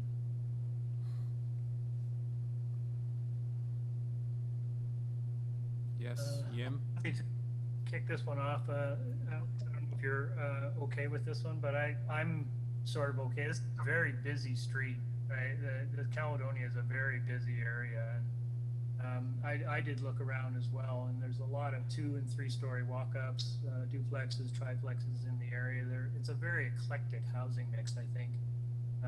And you know, when you see very small bungalows like this come up onto the market, it's not surprising that a proposal to put something larger on the lot comes before us. So there's a lot of variances, but in my view, you know, they are kind of small. They just look like there's a lot, but all of them are kind of individually fairly small. So I'm fairly comfortable with this application. I don't think it isn't in keeping with what's happening in some of the transition areas in this neighborhood. So I'm happy to put forward a motion to approve this, subject to the condition of putting privacy screening around the second and third story decks in the rear. All right, Jim, you second that? All right, all in favor? All right, all opposed? All right, passes 3-1. Number 20, 30 Metcalf Street. Purpose of this application is to alter the existing 2.5-story townhouse dwelling by constructing a rear third-story addition and a rear one-story detached garage. With this application, we have material submitted by the applicant, correspondence from Heritage Preservation, one form letter in support from 28 Metcalf, in opposition from 37 Broadcast Lane, and revised plan submitted by the agent on October 18th, and opposition signed by the owners of 20, 22, 24, 26, and 32 Metcalf Street. Ms. Kuhn? Yes, I'm here. Okay. It's Monica Kuhn. I am the architect and agent for the owner. My address is 12 Sackville Place in Toronto. Okay. We have some opposition, so perhaps you could... Will they be speaking? Somebody wants to speak. Okay. All right, that's fine. Yes, so we're proposing to build a third. There's an existing large roof deck, and we're proposing to convert part of that into a third floor addition and then maintain the rest as a roof deck. And then we're also proposing to convert the existing hardscaped parking area at the laneway to a detached garage. And just to clarify, I call it a lane, but it really is a piece of private property that all of the neighbors from 32 towards and then south have a right-of-way over. So that creates one of the variances that we're going to be talking about, because it's not really a public lane. Anyway, so the variances 1 and 2 are relating to the third floor addition, and one of them is floor area. This area allows for a maximum of 1 times lot area, ground floor through third floor. Currently, the house is already at 1.15, and our third floor rear addition would bring it to 1.25. So it's an increase of 182 square feet. Because the lots are smaller than some of the ones we've been seeing before this, the numbers are a bit deceiving, but 182 square feet. Variance 2 is the rear wall height. The bylaw limits the height of the main walls to 9.5 meters, and we're proposing to raise it to 9.78 meters. So we're increasing that by 1 foot. I don't think, well, I know that none of the neighbors who are opposing have any opposition to the third floor work. That gets us to the garage. We corresponded with the neighbors, sent out an explanation letter in the middle of September, and we got a letter of support from the attached neighbor to the south at 28 pretty immediately. And then we didn't hear from the other neighbors until last week.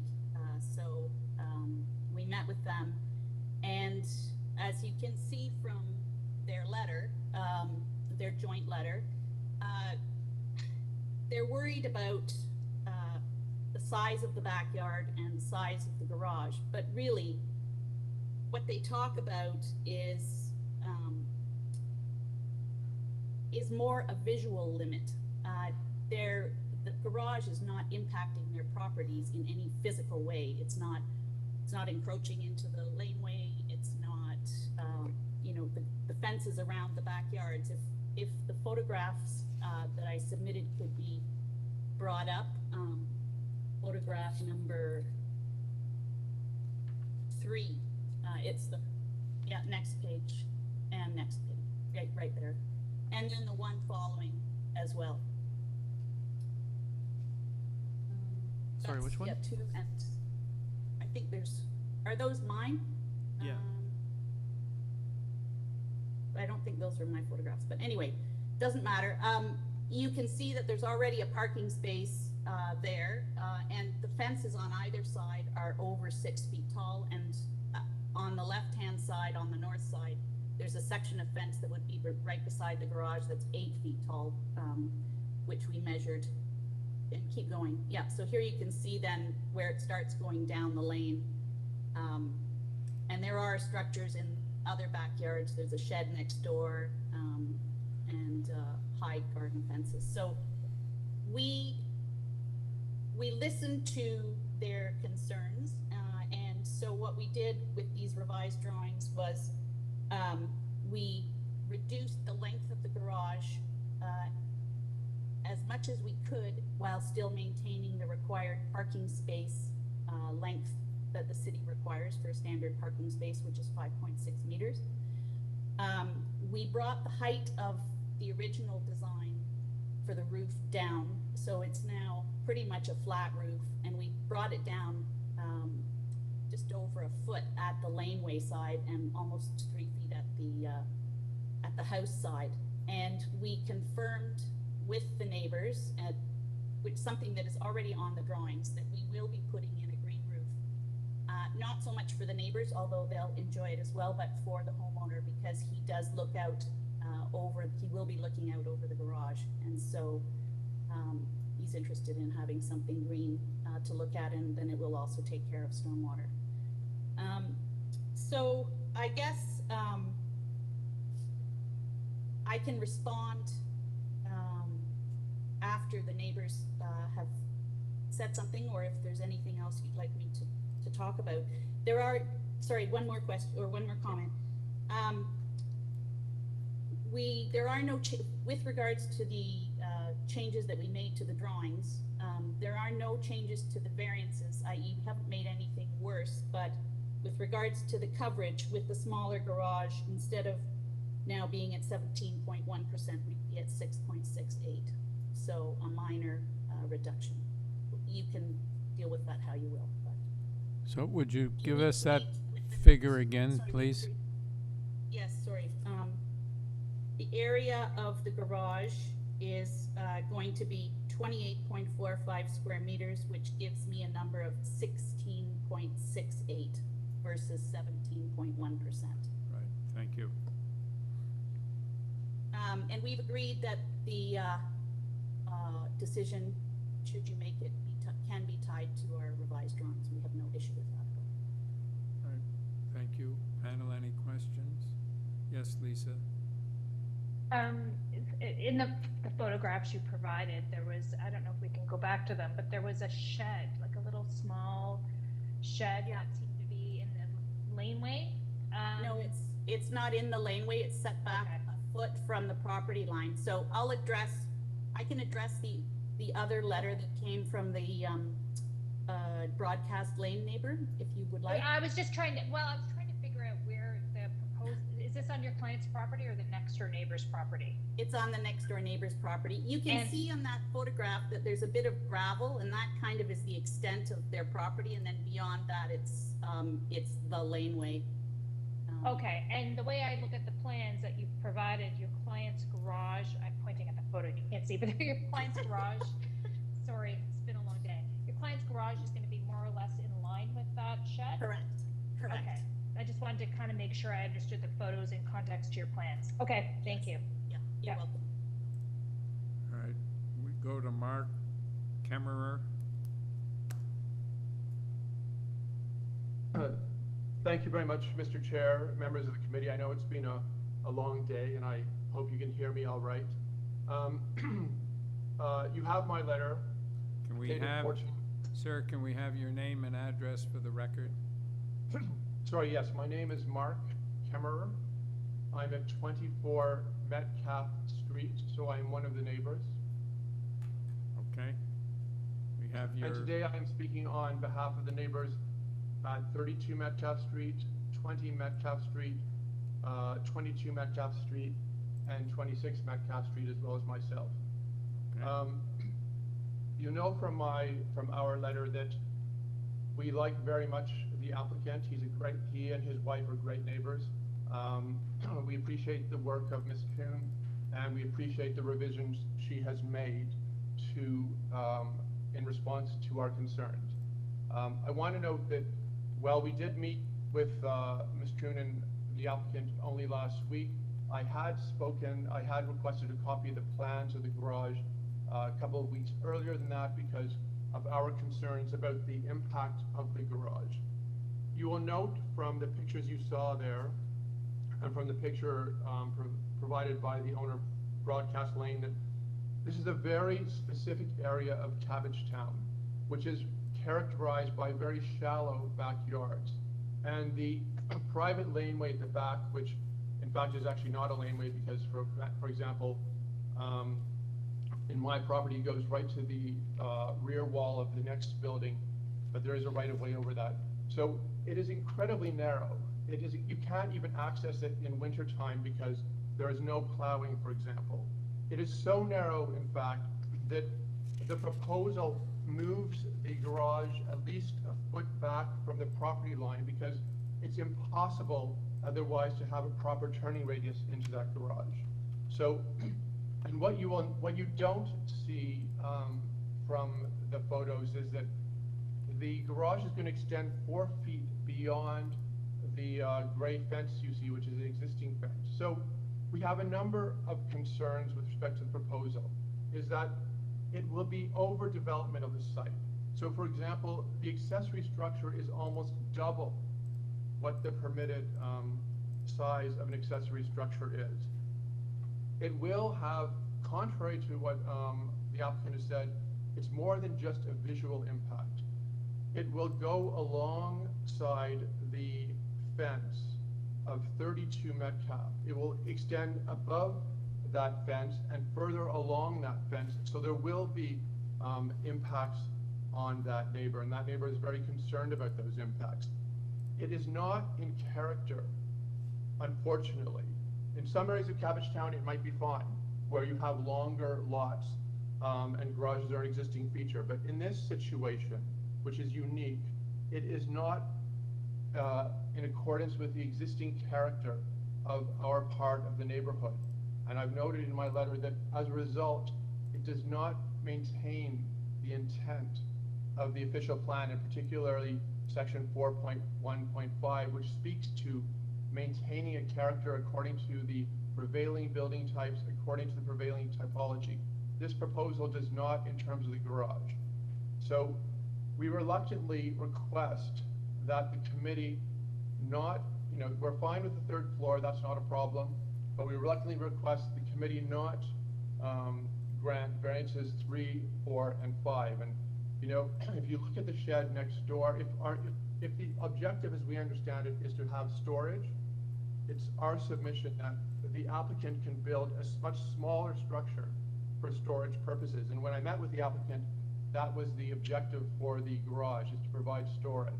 So it's possible that the applicant can provide plans which are much smaller in nature, that would have less impact, that would be more in keeping perhaps with what is the character of this neighborhood. And in terms of the shed next door, I'm not aware that it was actually constructed with a building permit. It's not characteristic either of what is in this neighborhood, but we respectfully request that this committee not approve the variances to allow for the garage. And in the alternative, of course, we've set out our requests about that the condition should be that the garage have a green roof, that the roof be flat, that, as Ms. Kuhn said, the height and the length of the garage be reduced, but that in fact the length of the garage not be measured a foot or so back from the property line, but from the property line, because again, there will unfortunately, if it's allowed, be impacts, direct impacts on the neighborhood, but it will also be impacts in terms of the precedent would set in terms of closing up what's a very shallow rear yard condition in this neighborhood. So we respectfully request that those variances 3, 4, and 5 not be approved by the committee today. And I'm happy to answer any questions the committee may have in respect of our opposition or the submissions I have made today. Larry? If I might, I'm just trying to boil down from my purposes what the gist of your concern is. Is yours and the neighbor's concerns a functional one, i.e. if a garage were built there, that area, that lane, for lack of a better word, would no longer be able to be used by others? Or is it a visual thing that you're concerned about given the size of the backyards along that strip? Thank you. It is not that the laneway cannot be used after it's built. The laneway, in fact, cannot truly be used now. And I mean, the garage won't function effectively as a garage because of the narrow width of the laneway. The laneway works essentially only when you park in in the laneway itself. And as I said, for example, in wintertime, it's not maintained, so it's really impassable. So, but your question is a very good one. Our concerns are really twofold. One is the direct impacts of having a structure on 32 Metcalf, which is higher than the existing fence and will go for at least 4 feet longer along that fence than what would be the condition now. So there are impacts there with respect to perhaps sun shadow impacts. We haven't done those studies, but there are those impacts of having that wall alongside that fence line, which will impact the enjoyment of the rear yard of 32 Metcalf.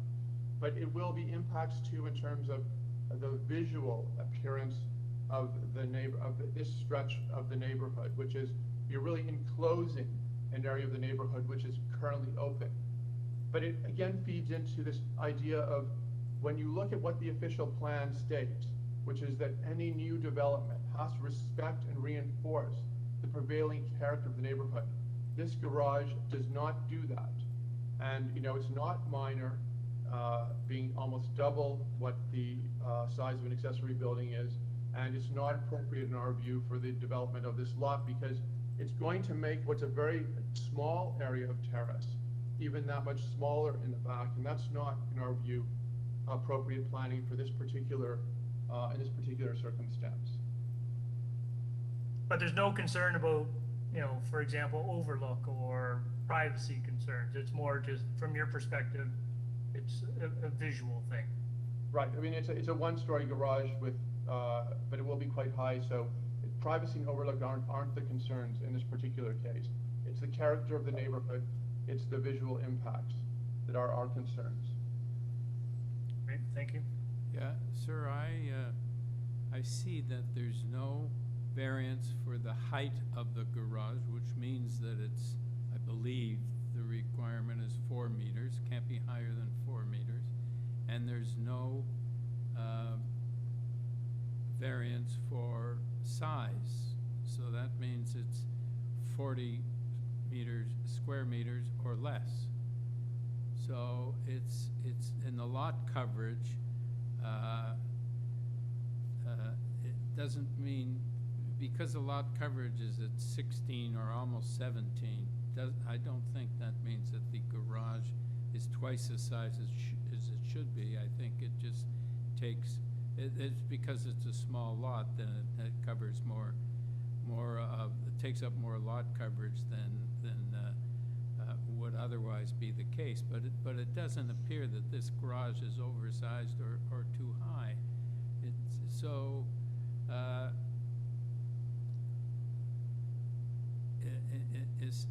Essentially, it seems that you're almost objecting to anything on this property.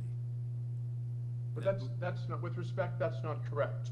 I mean, you are right that there are no variances for the height or the size of the garage itself. But when you look at what the intent of the zoning bylaw it is to restrict the area of the lot taken up by an accessory building, and with a structure this size, taking up double the amount of, almost double the amount of lot area. It is my view that the intent and purpose of the zoning bylaw is not maintained. So that was what I was trying to get at. I wasn't, if I came across and saying that it was double the size, it was simply that this is overdevelopment of the lot because the area of the lot it covers is almost double what the maximum requirement is. And I apologize if I have created any confusion in that, but that in my submission is that the area of the lot covered by an accessory structure in being almost double indicates an overdevelopment on this lot. We're not opposed to anything on this lot. As we said, we're okay with a third floor addition. We'd be okay with a smaller storage building. But in this situation, this is simply too much coverage of the lot by this structure as proposed. Okay, thank you. Yim, do you have a question? No? Okay. Ms. Kuhn? Yes. A few things I'd just like to comment on. The neighbor misheard my client with regards to the use of this building. Obviously, if he didn't want to park there, he would have built a shed. He does park there right now on the parking space, and the main purpose of the garage is for parking, but it will also be used for storage, obviously. There was another comment about the fact that we pushed the garage back from the property line a foot to enable the turning radius. This is not correct. I had to push the garage back so that I'd have room for the roof overhang to not extend over the property line.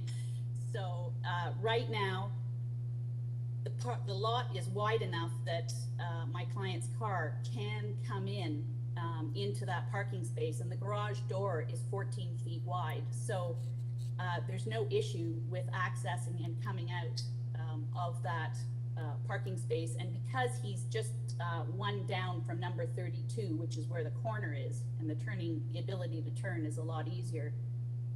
So I just wanted to make that comment. And now that the garage is smaller, it's more like 1.5 times the size as opposed to 2 times the size. So I just thought I'd bring that up.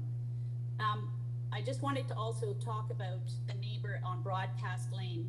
They came around. We sent them the package as well, even though they weren't part of the of Mark's group. And they came by the site yesterday, and my client walked them through it. And really, the letter is full of misunderstandings.